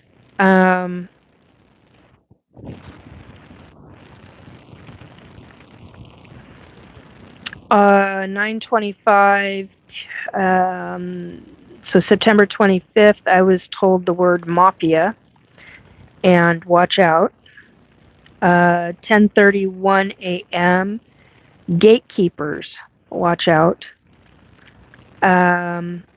Here's a first name and a last name. 11 p.m. on September 23rd, 2025, I was told Amy Lynn and then Tammy Lynn. And Amy is spelled Ammie, and Lynn is spelled Lynne. That's a last name. And then when Tammy Lynn came up, it's Tammy, and the last name of Lynn spelled Lynn. I have no idea who that is or what that's about, other than I know whoever those two ladies are should get a hold of a psychic, and they've got messages from the other side. What those messages are, I don't know. I haven't bothered to look into it.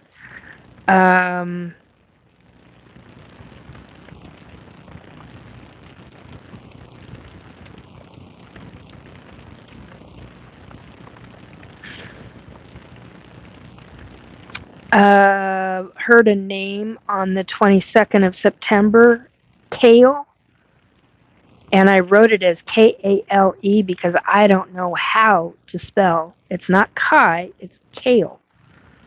But I just don't know how to spell it.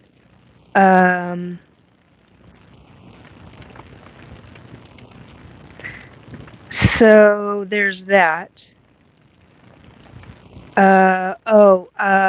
10:31 p.m. on September 22nd, this is Anne Boleyn, and I asked as in King Henry's 8th wife. I heard silence. So if it really is that subject matter, that's something that I'm supposed to research. If it's not, and it's somebody, then it's somebody who needs to, because I haven't had time to look into all of this. So if it really is, and there is an Anne Boleyn who is alive and well, then get in contact with a psychic. Doesn't necessarily mean me. You got messages from the other side. Anyway, there's that bit of info. What else? Let's get to live. There we go.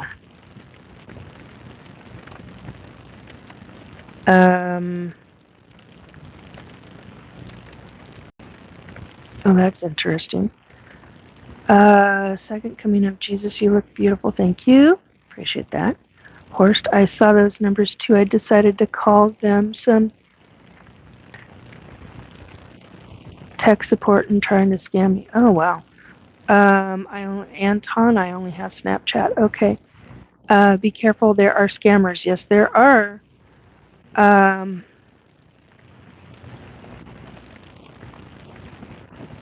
Okay, I'm going to remove that. That's rude.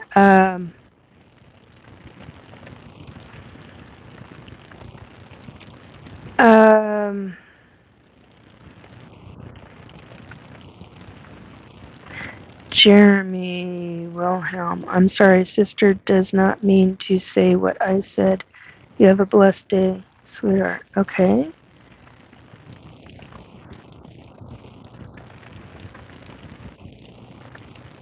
Okay, I'm going to leave that. Christian Haig, someone else asked, but what do you do for work? I don't right now. Do I talk to Jeremy Wilhelm? Do you talk to the dead? Yes. Okay, back. Okay. Gamma Taru, hi, hello.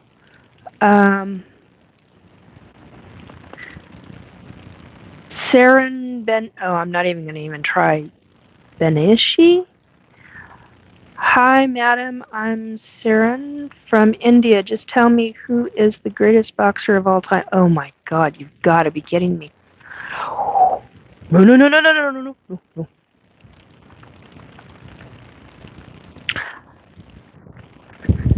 Okay, the reason I'm making that face is because of the fact that means that since you've asked, it means that I'm going to start having deceased boxers coming through. This is going to get interesting the next couple of weeks. I honestly, I don't know. I used to follow boxing in the 1970s when I was a kid. Um, where am I from? Washington State, United States.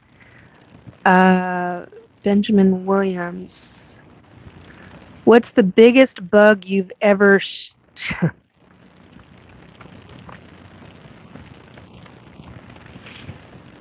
Centipede in Tonga.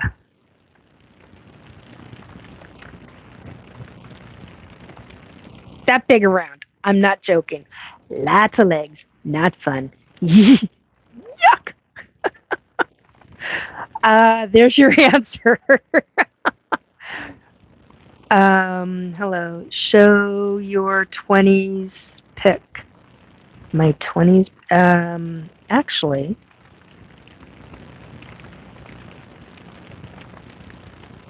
I don't know if I've got it right now.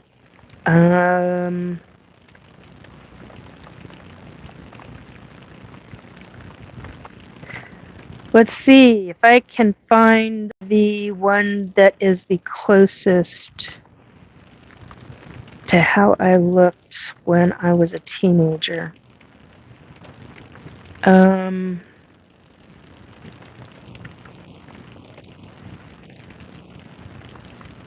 Oh, I don't know if I've got it in here. It might be on my other device.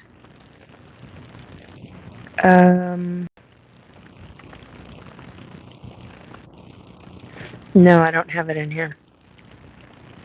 Ooh. Possibly.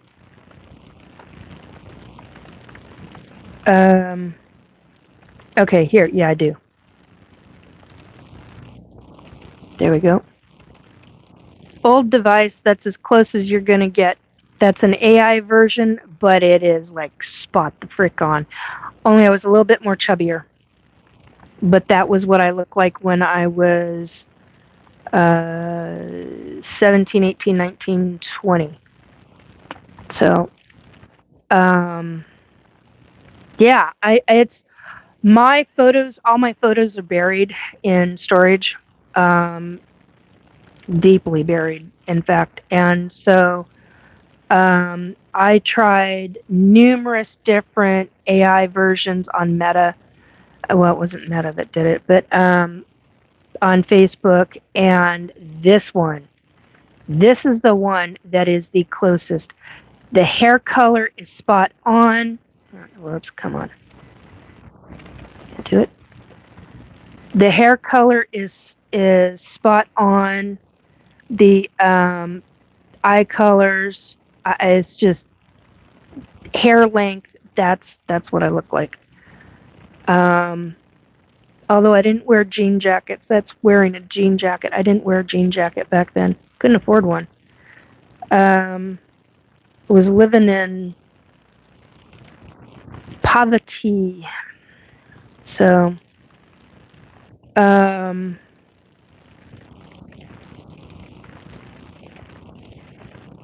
actually, my high school senior pictures are real frickin' close to that. Really, really close to that. So yeah, that's what I look like back in the day. Yes, it did. That did. Benjamin Williams. No, I don't want to. Yes, it was. It was gross, and it went. It was so disgusting.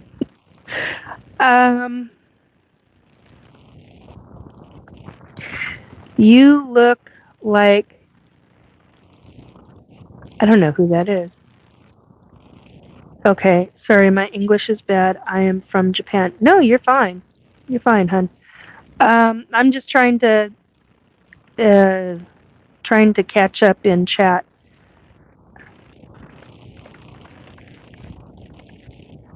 No. I thought you said Muhammad Ali. Yeah, he was pretty damn freaking awesome. Drew. Nikki Muhammad Ali. Yeah, of all time, yeah, I would. There's three men in boxing that I think of. The first one I think of is Muhammad Ali. The next one is oh crap, I can't think of his name, and then the third one is George Foreman. But that's from my era. I'm Gen X, so that's a different thing. Beautiful smile, second coming of Jesus. Beautiful smile. Yeah, thank you.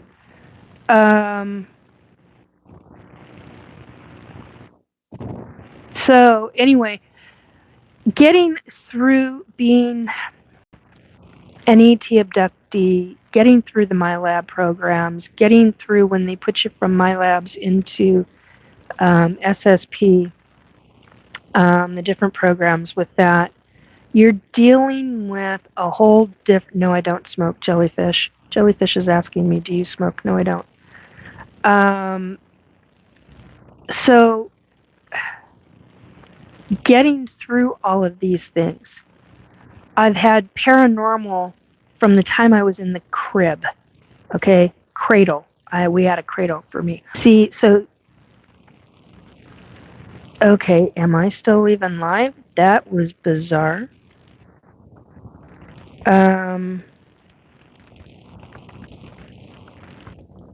Anyway, so I have had vast experiences with paranormal from the time I was in a cradle.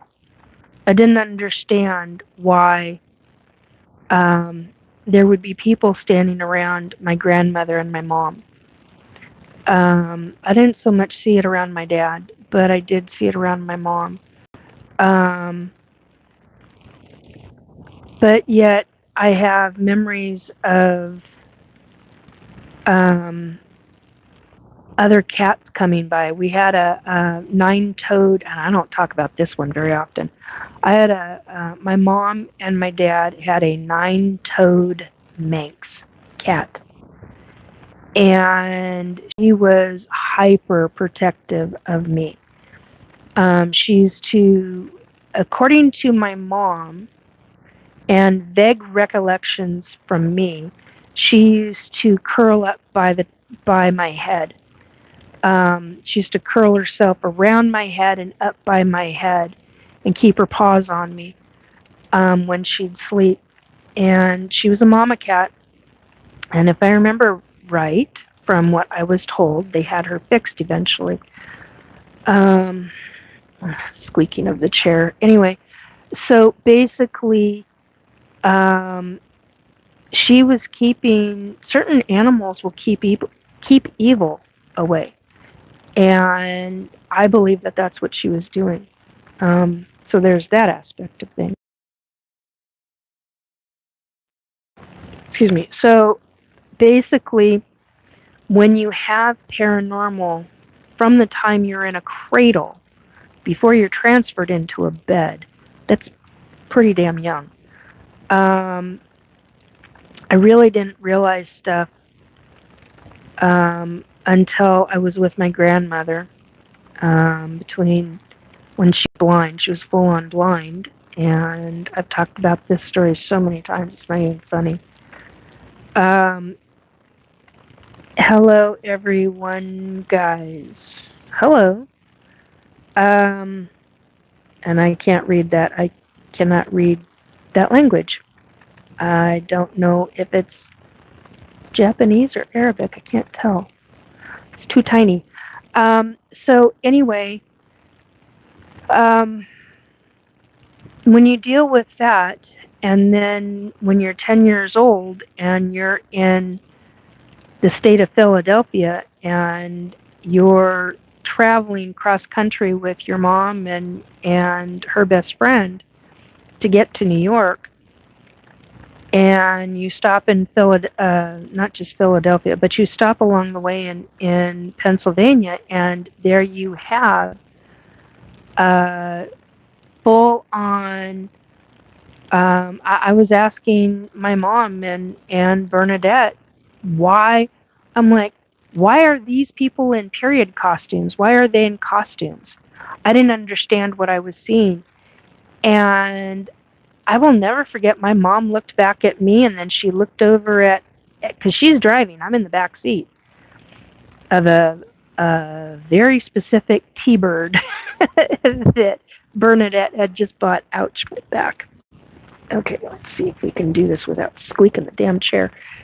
And so basically, I'm asking, why are they in horseback? Why is there a carriage coming down the street? Why are those women walking on the sidewalk in costume? And the two of them just looked at each other, and we're driving up the road, and there's nobody there, Nikki. And I'm like, but there is. And they're looking at me like, okay. And that was when I was reminded what my grandmother had told me, to shut my mouth. And so, yeah, I was I mean, it was very natural and normal to see things that I thought were very real from birth, basically. And then you have ET abductions that I remember at 4 years old, and yet you have psychics and mediums who don't know each other, who are telling you the exact same information, that you were abducted from birth. You were ET abducted when when your mom was pregnant with you. So yeah, it gets a little wonky. Michael I don't know how to pronounce your last name. Lascovia? I apologize. I'm screwing your name up badly. I apologize. What is this convo about? This conversation is about past lifetimes, paranormal, ET abductions, and how do you get through all of it and live a daily life? That's really what this boils down to. How do you get through it? You live your daily life. And I learned to live mine where you shut your frickin' mouth. I no longer do that anymore.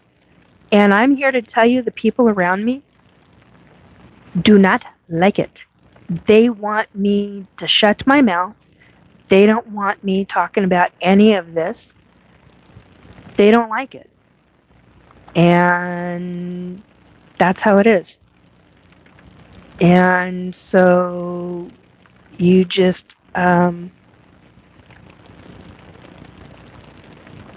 work with people that understand, that get it, that accept you for who you are, how you are, and accept you at the fact that you've got abilities and that you're an ET abductee. And I've come across a lot of ET abductees. And a lot more psychics and mediums. And I've got many friends who are both psychic mediums and ET abductees, or are in one of the many different programs that government has.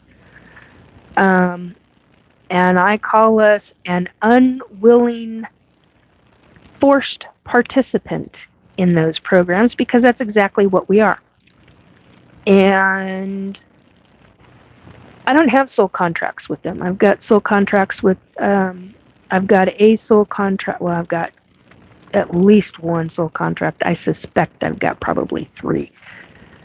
But, and I think that's the first time I've ever publicly said that. But I've got one soul contract that I'm aware of. And you can make you can change and alter your soul contracts with the ETs, but I am here to tell you it is not easy. It is like dealing with the most major of major attorneys because they are very legalistic when it comes to those soul contracts. So I made changes and they've agreed to them. And it's because they still get what they want, but I'm getting what I want, and in certain ways, in certain things. I've been trying to get a change in the soul contract where they will show up during a live broadcast. Don't know if they will do that because that's a whole different bombastic side-eye type of thing. So, there you go. Yes, Drew, you do. Drew says, I have some strange empath abilities. Yeah, you've got psychic medium abilities, dear boy. So, yeah. Where are you from?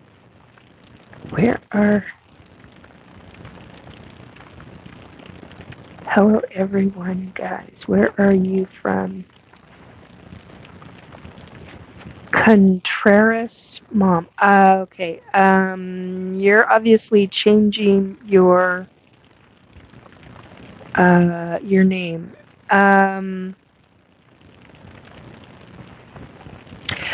Oh, I get what's going on. It's in reverse.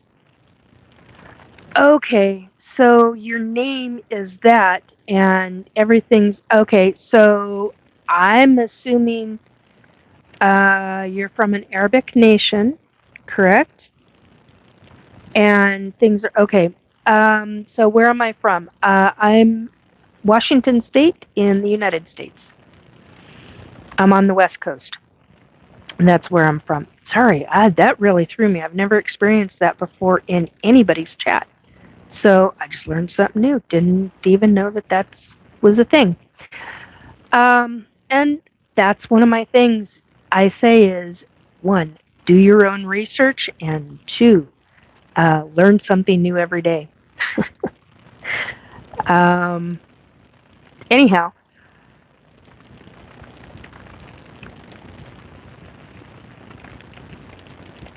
that's interesting. I got a weird sensation right now. Like a weird form of pressure around me. And it does not feel like a direct energy weapon, and it does not feel like a microwave energy weapon, frequency weapon. This has got the reminiscence of ETs. Wow, okay, that's interesting. Not felt that before. You just came in. Miss M. Stevens. Hello, Miss Stevens. Talking about ETs, past lives, paranormal experiences. So that's where we're dealing with. Hello. Anyway, I'm not going to be on much longer. I'm not going to do a 4-hour like I did, or near 4-hour like I did last time. But you in order to get through, you live your daily life just like you would. I'm a retired advocate, unregistered, unlicensed, whatever, and everybody just came to me and I did for people. Did a lot of protection. I now understand why I was so protective of children and why I was so protective of women, because of these horrible experiences. I now understand a lot of different information that I've experienced and why to this day I carry one form of a weapon or another on me if I'm out and about. Doesn't matter if it's bear spray, pepper spray, knife, or whatever. VP Records, hello world. You just triggered an earworm when I read that. Hello world. Isn't that a country song or something? Anyway, and Miss Stevens, yes, definitely. So anyway, you live your daily life and receive different psychic information, different past life information. You live your life. And no matter how difficult or easy it is, and if it's easy, what the hell are you doing? Because life ain't so easy. And how many soul contracts do you have, dear? If it's that easy. What's the topic? ETs, paranormal, past lifetimes, and how to get through it all. Live your life. Find a counselor. Don't bring up paranormal. And by God, don't bring up ETs if you're in counseling, because that's going to cause issues. However, all of those things can trigger traumatic emotional responses. And quite honestly, if it had not have been for the counseling that I had by two wonderful counselors, I originally started with a female and ended up with a male. And this was in the 1990s. I thank God for them, because the two of them taught me how to deal with my emotions, how to deal with different things, and deal with past traumas from childhood. And oh, thank you, VP. I appreciate that. VP Record says, sounds good, subscribed. Thank you. I appreciate that. Very much. It's heartfelt. Thank you. Because as most know, this is not easy stuff to talk about, but because I've been doing this since 2018, trying to figure out how long. Yeah, because he put us on live broadcast in 2018. So, because I was on the UFOI team, and I was trying to think of, they were already doing live broadcast then. But now all of those videos have been deleted because of how Facebook does all those live broadcasts we did, all those years worth of, they're all gone. Which really freaking sucks. I'm very thankful that I got screenshots of things where I was on the team, and actually, oh, I can't do it because it's on here. Oh, I can. Hang on. I think I recently posted one on Facebook.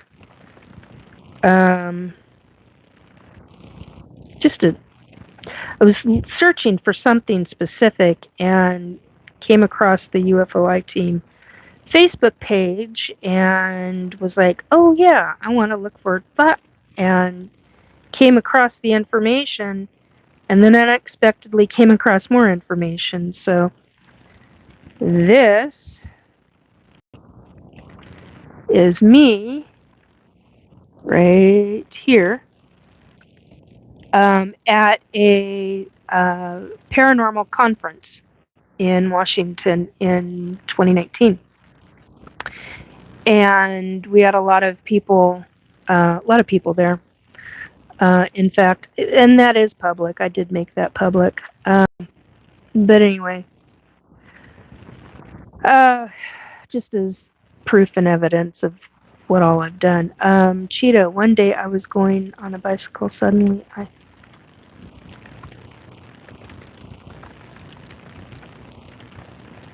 okay.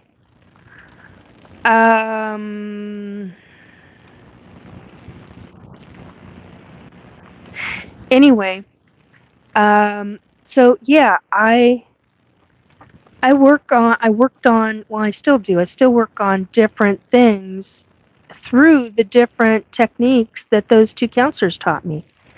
And it was really good. because what they have taught me have lasted my lifetime. It was phenomenal. Different tips, tricks, questions, appropriate things, how to regulate your own emotions. 1717 on the numbers. Oh, that's a new one. It's really a different one. Anyway, so that helped. And that's actually what helped get me through a lot of the crap that I looked at and that I was dealing with. And yeah, I was very church oriented at the time, and not so much anymore. But I still believe in God. I still believe in Jesus, and I'm still very much a Christian. And people call me a very different version of a Christian and tell me I'm no longer a Christian, and I've been called every name in the book. So, $500.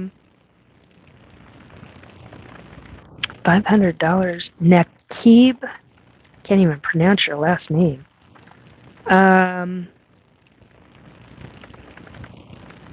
And Raguyu Will. Spirulina good. Yeah, spirulina is pretty good. You got to be careful if you're allergic to things or not. But yeah, spirulina is pretty good. Do your own research though. Miss Stevens, amen. Yeah, so I've gone through all of this.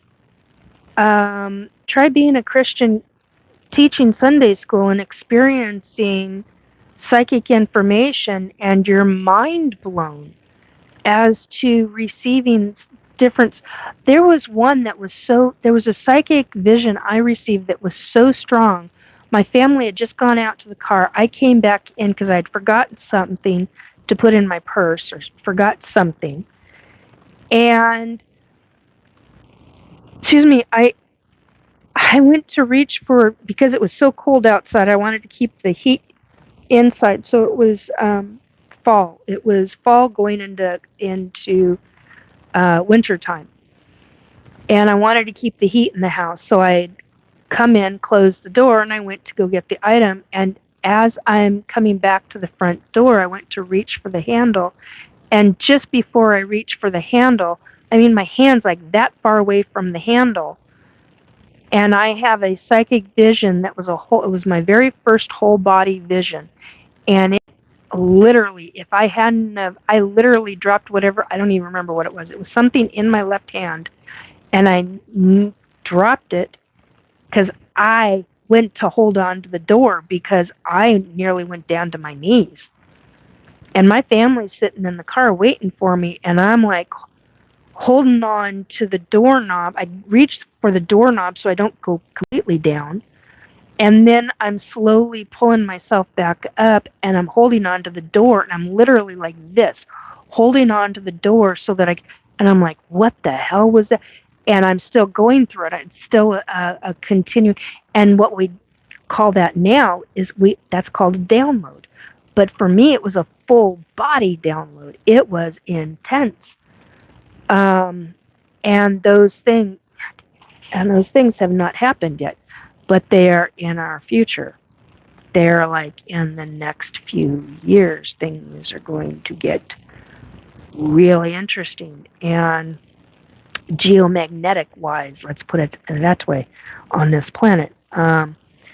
And so it gets very interesting. But truly, if it had not have been for the counseling sessions that I went through, because of the childhood trauma I had experienced, I am a childhood sexual abuse survivor, survivor of rape and that kind of thing. And yeah, I can talk about that. I mean, I'm not going to get into what happened to me. That's none of your freaking business. But I can state that, and that's what I went into counseling for, because I had experienced those in childhood. And as an experiencer of that, yeah, those things have a tendency to pop out. And so I went in and I sought counseling for it. And thank God I did, because if I hadn't have, I don't think my life would have been what it is now, in the sense of I'm okay mentally. I'm okay dealing with different things. Yeah, I get mad, and I have a right to get mad over being ET abducted, and then there are times where I don't mind it.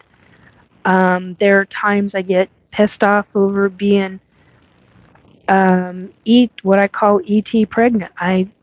And then there are times that once I'm like, I'm out for blood. I will protect that kid. That's one of my kids. You don't fuck with me. I've become a mom. And it becomes very maternal. You have this maternal instinct in you. And so I don't know what the hell this is, but that's gonna stop.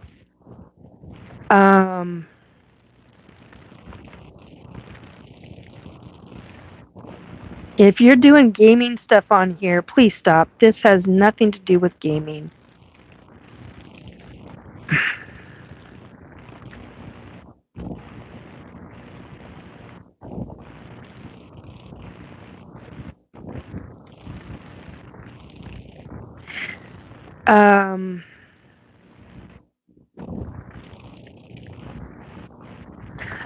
Akil George, hello. It's nice to see you in here. Whoops, hit a button. And I just screwed the light. Damn. No, go back to thank you, back to my regular lighting.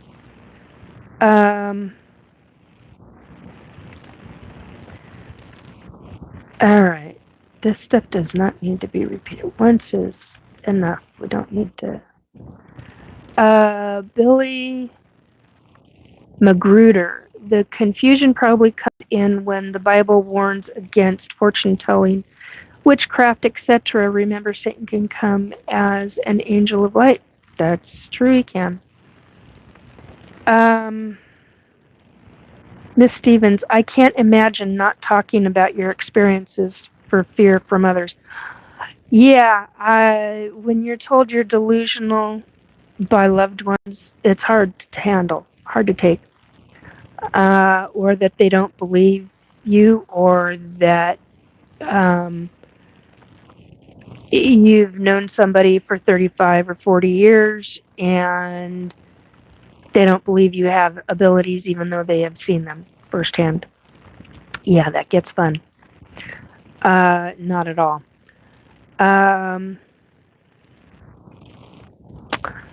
Bubba and so. Yeah, we're just going to leave that there. Billy is asking, how do you test what types of spirits you are dealing with? I'm not going to get into how I test that. I do know you can. Here's the thing. Energy speaks volumes. Somebody can fake a name. They can fake the sound of somebody else's voice, but energy does not lie. The other way is that if you've got really good spirit guides and angels on your side, you typically don't get a lot of shit. My lips are getting dry again. And so I can, but not always. So, yeah, that's one of the easiest ways that I will say it. Billy is saying, sounds like you have opened yourself up to evil. Turn back to Jesus, honey. You haven't been here when I said I've talked to Jesus.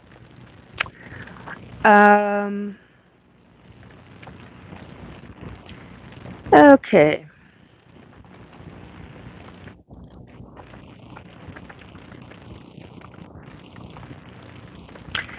L, one letter is the letter L, is asking, why does the American government bow down to, and I don't know what APAC is, AIPAC, I have no idea what that is. Oh, yeah. RVBG is saying delusional and mental illness. Yeah. Join your own club. You got people there.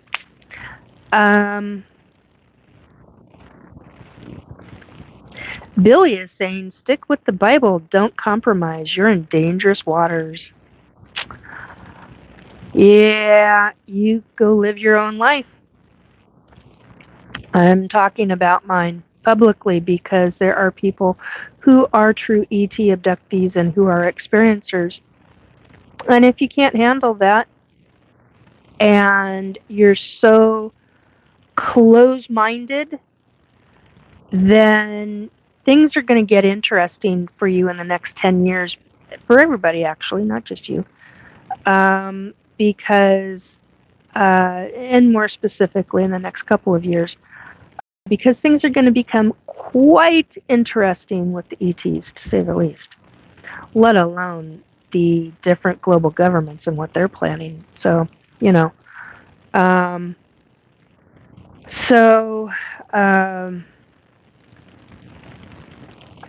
yeah, it gets interesting. That's a lot of the garbage I get and receive from people because so many people are so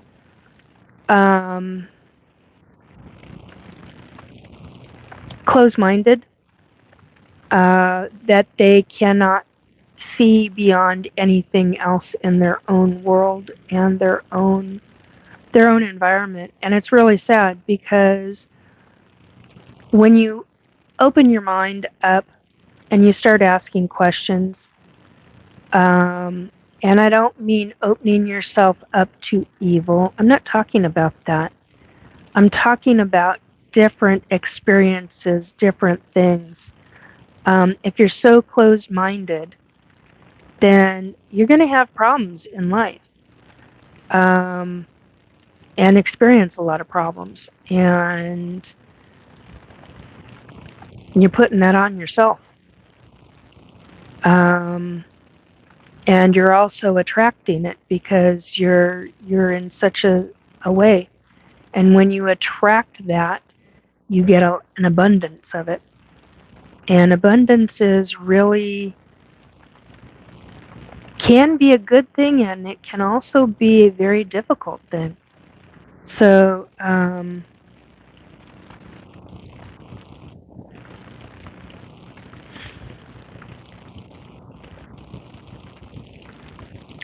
Billy, is saying you're doing things directly against the word of God. ETs are evil, and the name, blood, and power of Jesus is how you fight them. I'm telling you the truth in love. Take care. Bye, Billy. And I'm going to leave that one up because that's just a prime example of the kind of crap I get all the time. I believe in Jesus. I've talked to him. I've actually walked with him because he took me to a friend of mine who had died that my friend didn't come to see me, and he requested Jesus to come and bring me to him, and he did. And that was an experience. That was one of my most treasured, beautiful experiences. And yeah, God allows, God and Jesus both allow ET abductions to be happening. They don't necessarily like it, but they're allowing it because it's happening all over the place. Hello, Robert. Different Robert. Robert is asking, what do you think about Charlie Kirk? I'm not going there. I will not talk about that form of political agenda. Thank you for your question, though. I appreciate it. So, anyhow, this is why these are the kinds of things, these kinds of statements that I've received throughout the night, 2 hours and 34 minutes into this, where a lot of people cannot handle the subject of ETs, let alone the paranormal. You think paranormal is taboo for some people? ETs are even more taboo. I'm talking about this now. This needs to be talked about. This is the timing to be talking about it. If you're an ET abductee and you are experiencing this, you better make sure where those people that you have around you can support you. And if they can't, by God, keep your mouth shut to them, because you will experience real similar things of exactly what I'm experiencing here tonight. And since Wavy is still here, Wavy is saying it's not taboo, it's just nonsensical. Laugh out loud. That's the other side of this that I get.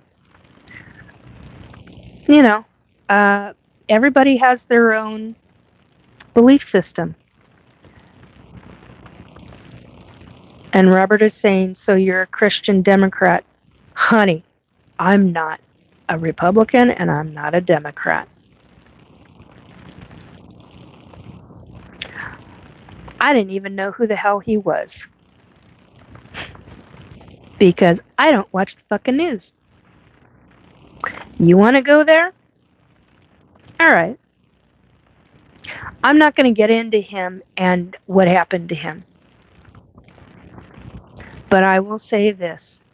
I didn't even know who the man was, because I literally have closed out a massive amount of news from all the other crap that is going on, because the American news media is taken over and done in a specific way. I will no longer watch them. It is rare that I actually watch news on my TV. On a device, yeah, periodically, once in a blue moon. If things get called up in my news feed, no matter what media outlet I'm on, and media, I mean Facebook or whatever form of internet media, I don't watch nightly news anymore. I don't watch daytime news anymore. I don't watch it. What I will watch once in a while is the news clips of what is taking place, like headlines. That's all I need. I don't need to see some fake bullshit or some media conglomerates way of, because our news is no longer the news in the United States anymore. You want to get into this? Let's get into this. It is no longer regular news anymore. It is not telling of truth. It is one specific nasty viewpoint this way, coerced this way, or ordered this way, or ordered that way. I'm done with it. I'm done with it. 17:17 on the clock again, or on the numbers. Have I Barghest? Barghest? Barghest. Have you seen, I think you mean have you seen an alien? Yes, I've seen a lot of them. So it's very rare. So if you see me posting something on publicly on my Facebook page because somebody has died, or some whoever, Hollywood star or musician star, whoever has passed away, I will do some research on that. If you see me posting some news article, it's because for whatever reason I was interested in it, thought some other people might be interested in it publicly if they haven't seen it, because I know a lot of people are doing what I'm doing. They no longer watch regular news because it's shit, in my opinion. I get very frustrated and very angry about it because of what has taken place in this country. It is not okay. what has taken place. We've gone from receiving real news with real journalists doing quality work to this shit that it is now. And that comes from the top of all the conglomerates. They have their own agenda. I take issue with that. So I go to other countries. Now, yes, other countries have their news media, and they're real similar. But I watch periodically, maybe once every couple of weeks. Maybe. So I get fed up with the news across, not just the United States news, it's across the globe. But I'm very, very particular. Ugh. Yeah, I have choice words for that one. Anyway, so Robert just said that they love a specific person's haircut, and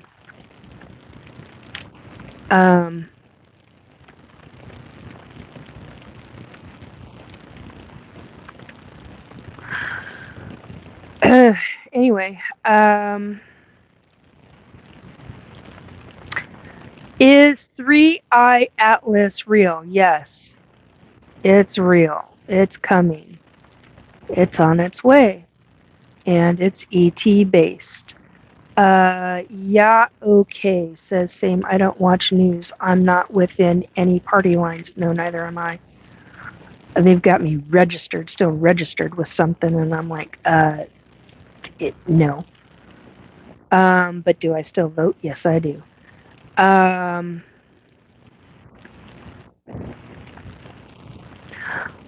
What do you mean? Yeah, okay. Y-A, okay. I had a down experience. I want to learn what is a down? D-O-W-N. What is a down experience? My comment is not highlighted. Why would it be?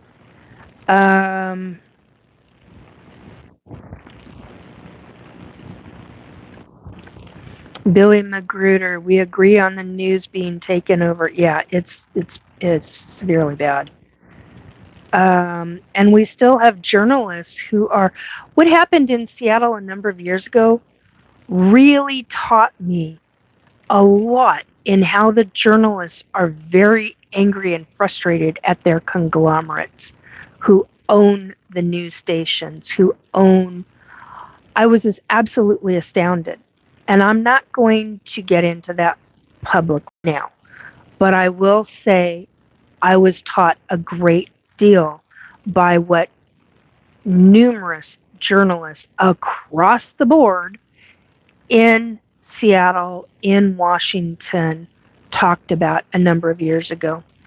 And it really, because of that, it really taught me a lot about how many of them are angry, many of them are frustrated, and these were good quality journalists, people that were doing really good reports. And now their hands are tied in a major way. And I'm like, that's bullshit. That's not okay. So yeah, that's something that I take real issue with. Oh, you're calling my haircut a hill? Oh, please don't. I do not like that woman.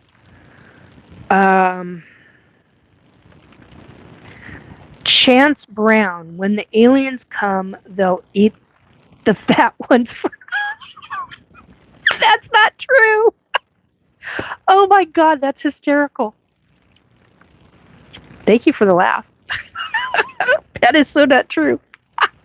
So in other words, you're making fun of my obesity. So fucking what? Big fucking deal.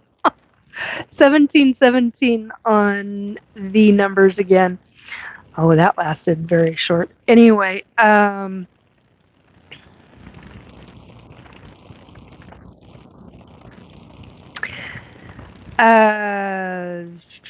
are ETs that do eat humans, though. Downs. What the hell is Downs? Robert says Down. I don't know what that is. Are you talking Down syndrome? Are you talking, what is that? Like you described at the door. Oh, Okay. I agree. Okay, I can't even read what your profile is. Oh, big stomach growl. Sorry, guys. Yeah, I haven't eaten in a while. I need to get off this and go do that. I agree with you. We should. I never said that. I did not say that we should deport. No, I did. No. Matter of fact, that's not cool. That was never talked about.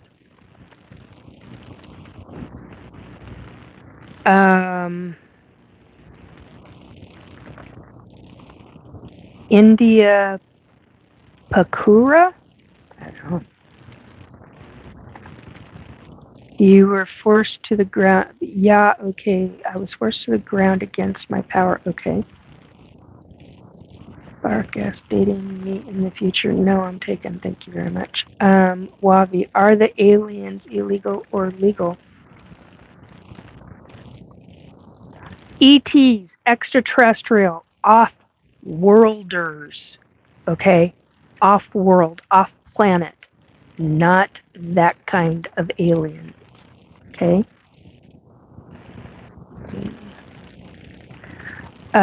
You seem very sincere, but I think you are being deceived.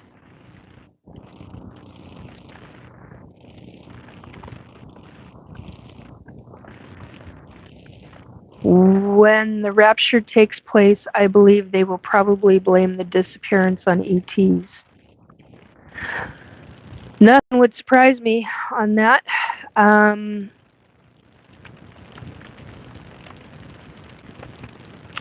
Yeah, I'm not gonna. Anyway, anyhow, that's pretty much it in a nutshell. It's interesting. I haven't seen hide nor hair of a couple of people that. Anyway, September 23rd. Yeah, I never follow any of that stuff. It's all bullshit. It's just to make news and do fake shit and all of that. Anyway, but you get through your things. Deal with a counselor for the regular traumas. Learn new techniques in dealing with how to get through regular, normal, daily life crisis crap. And that will help you in dealing with your ET experiences, because God help you if you say it to a regular therapist. They're going to think you're delusional. They'll try to look you into schizophrenia and all that shit. That's bullshit. If you are an ET abductee, find other ET abductees. There are groups out there. There are good support groups out there, very few and far between, but they are out there, and they are worth their weight in gold if you find if and when you find a good one. Excuse me. So, why do I think? Because it's not the norm. Being an ET abductee and survivor. So Wavi has said, why do you think a therapist would say that? Because it's not the norm. And we, across the globe, we humans have been consistently with the government's, numerous governments' narratives that ETs and aliens, extraterrestrials, and ET ships are not real. And yet, look at your own skies. Do the apps and find out which apps are quality for satellites. Figure out if those are stars, satellites, or an unidentified flying object. So, yeah, actually, I have. She asked them to stop visiting. I have. Doesn't happen. I've called out at times to God for help, and at times to Jesus for help, and over different things. So there are certain ETs that do believe in God, source. They consider it a source. They do believe in Jesus, and some of them will not abduct if you call out to Jesus. Others don't give two shits. They'll do it anyway. So, so there is no Wi-Fi there. What the hell? Robert, when were you abducted and how is there Wi-Fi there? I'm not abducted right now, you goof. Goofball. No, I don't have a telescope, but I would love one. I would love a good quality telescope where I would be able. Matter of fact, Dave Mason. I've done a few sky watches with Dave Mason, and he's been on TV shows now. But he's done some phenomenal goggles, night goggles, and I've actually used them. I've used his telescope before, and he, good night, Emiliano. Oh, I apologize because that's not the right way to say that. I know that. Anyway, says good night and blessings. Good night, dear. I hope you have a good night. So, and then mathematics comes in and says, show us your melons. We know you're not an ET. Well, I can say this to you because I don't believe in doing that kind of crap. Anyway, my name is from Mexico. Okay, cool. Yeah, matter of fact, let's remove that. That's bullshit. That's not okay. Not by any stretch.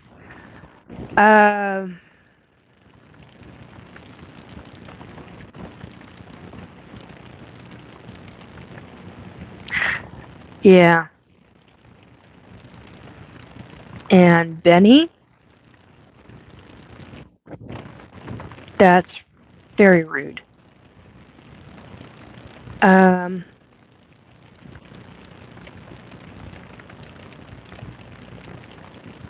Emiliano, is that how you pronounce your name?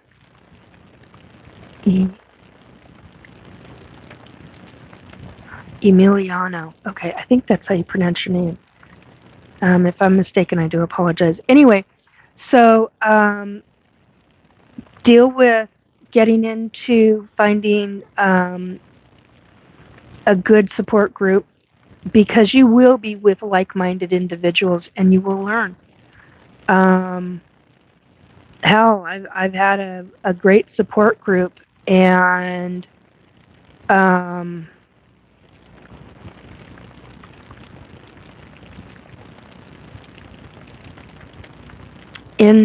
somebody else was talking about something and I had flashbacks. I don't do hypnosis regression because I know that I'm going to be talking in front of certain individuals in a few years. And okay, I'm going to report you if you don't knock it off. That is bullshit. That's not okay.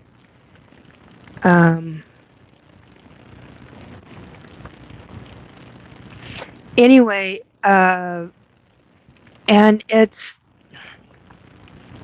flashbacks are not fun. But I'm doing this as natural as I possibly can because and I know when they're memories and when they're the body acts differently, and so does the brain. And I thank God for like I said, for the counselors I had, because if it weren't for them, quite honestly, I don't think I would have gotten through any of this. So, and I know I've said that over and over tonight, but it's important to say it. You gotta keep your head on a swivel when dealing with this. You gotta work through your stuff bit by bit. Because if you don't and you shove that down inside, that becomes a psychological problem, and it then comes out in anger. It comes out in numerous other ways around you in different behaviorisms and things. Um, Mathematics. You just brought up an interesting subject, even though you were not being nice. Um, all seafood is aliens. Did you know that octopus were? Um, yeah, I know. I agree. Uh, Thank you. Yeah, okay. That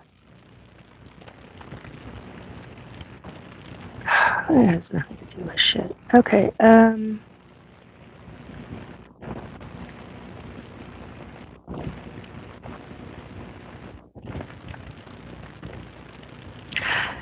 Yeah, I can't ban them. Wavi, I cannot ban them on here. Only my mods can, and my mods are no longer in here. Otherwise, I would have banned them a long time ago. Um,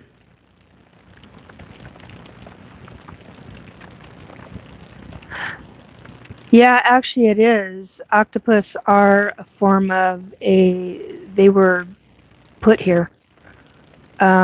And if I'm not mistaken, I believe certain whales were too, but there's something about it. I'm not fully remembering the information right now. Um, anyway, so you get into all of this and it opens your mind, and you can start seeing things. You'll start opening up more memories. You'll help yourself. You'll learn that you are not alone. And you'll learn that a lot of people do not speak about it openly because of their family, or because, say, for example, they've got a spouse who is working for a conglomerate, or they've got a spouse who is working for a company that, if they found out, would fire them for having a spouse talking publicly about it. I mean, it can really affect your life. So it gets real interesting. Yeah, trust your intuition as being factual. Yeah, I mean, it gets really interesting. Um, yeah, that's why a lot of so somebody you can definitely get a second account or another device and use that to moderate. Yeah. Um, so it gets interesting. It's something you have to deal with, because this really can affect your life in a lot of real specific ways. Um, and then if you get targeted by government, then that becomes a a very difficult situation. Um, okay, why is this not?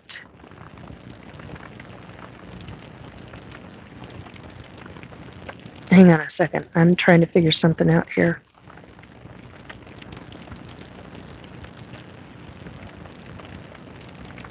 Okay. And it's not allowing me to do things. That's interesting. There we go.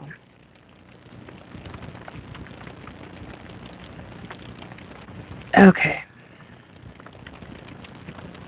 Yep, there we are. So, it makes things really tough at times.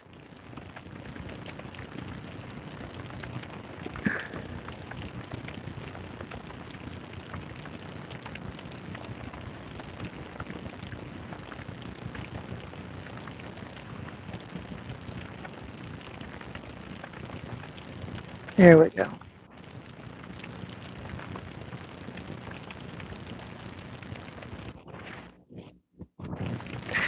All right. So,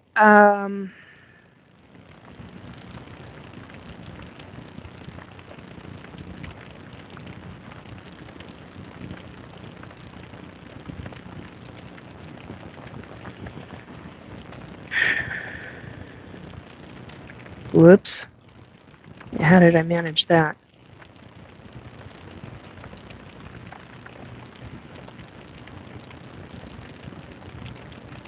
Hmm.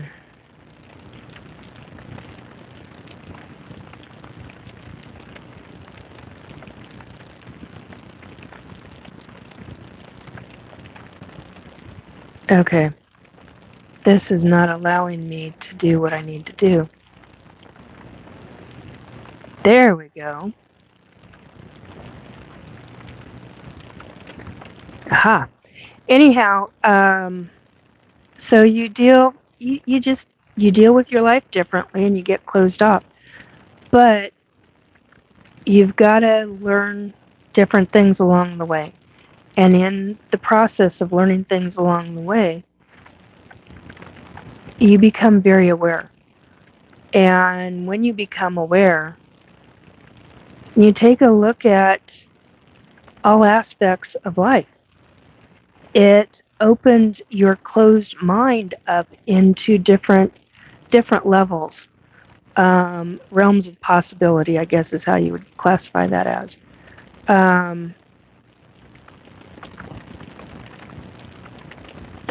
Yes, Robert is. I'm interested in octopus things. Are you saying they are from another planet? Yeah, I am. Then it gets rather interesting sometimes. I think they were put here, just like certain other animals were put here. But that's all right. Things get wonky. I'm gonna go. This has been quite a night. Usually it's been a good thing. Tonight it's been really, really rough and rocky. But I want to leave you on a positive. If you are an ET abductee, know that you have resources and people out there that are willing to help, and that there are support groups where you can talk privately about them. And you don't have to be afraid to talk about your experiences in those support groups. That's a big deal. So you need to know you're not alone. That's a big deal. Okay? So learn that one. Become that one. If you are an abductee or if you are experiencing paranormal, be careful. Find your community. Find the community you want to be involved in and get involved in it and start doing your own research. And if you're not willing to do your own research, then are you going to think you're crazy all the time? How are you going to deal with the rest of your life? Those are some things to think about. And it's not always easy. But it is doable. You can work through things. So, on that level, find things that create and boost not only mobility, if you have mobility issues, but things that can increase and boost mentality regarding how you're dealing with things. Get into different communities. Get your fingers wet. Get your feet wet. Find different things that work for you. And if you have to, keep it secret, because that's an understatement. I mean, look at what I experienced. People get real nasty, real fucked up, real fast. And if you've got a loved one who thinks you're delusional or thinks that you're crazy, yeah, maybe it's time to keep your mouth shut about it. But at the same time, you got to follow your community and find your community that works, that has the different things. But be careful. Because there are some aspects of the community out there that are not so good. So you've got to do your research. Don't just jump in feet first. Do your research. Find out who's there, what shows and programs are legit and authentic and ones that aren't blowing smoke up your ass. Okay? Figure out what works for you. You're doing that already. It's just another aspect of it. And know that you can get through it. Hell, if I can get through this, a lot of people can. It's just how they choose to see things. And I get it. I know people that literally change their name on whether it's Facebook or some other website, whatever platform, because it's not safe for them to state that they're an ET abductee. It's not safe for them to say that they have psychic abilities and mediumship abilities. It's not safe for them.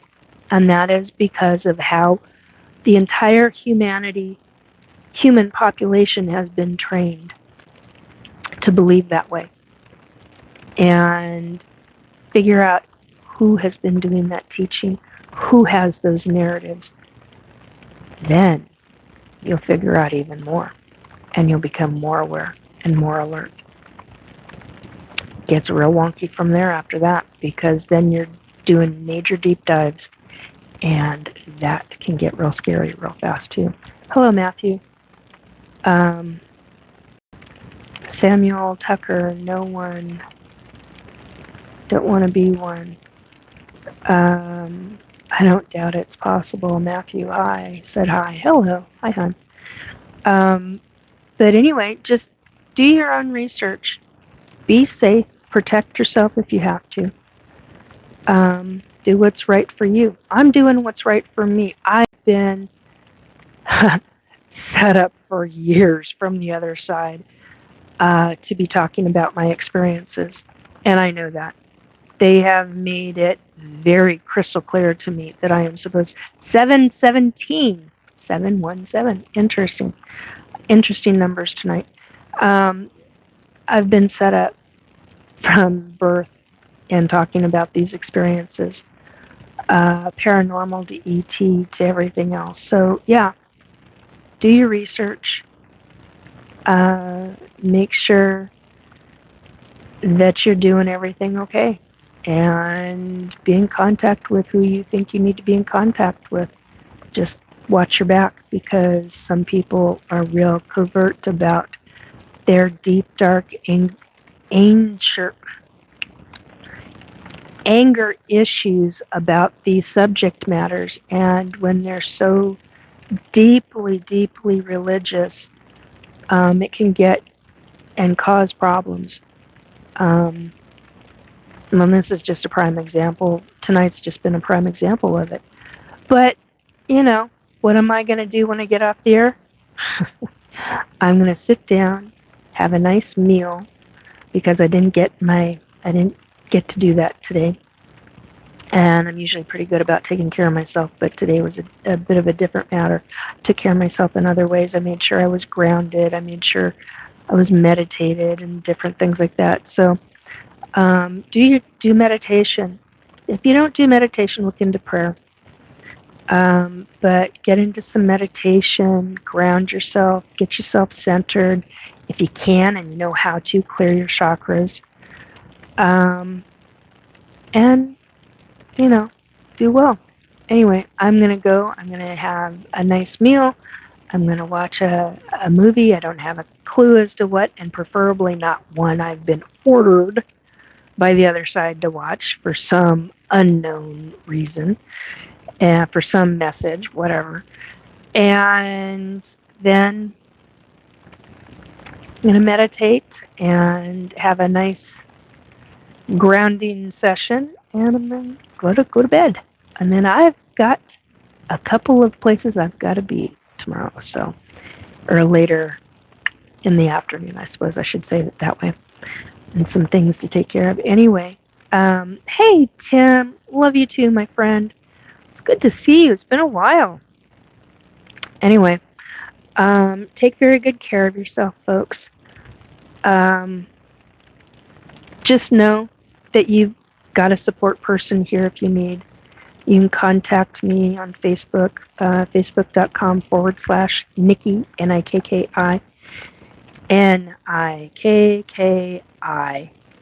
dot Jacobs, COB. Oh God, I can't remember how to do the S. I think that's the S. Jacobs dot 376.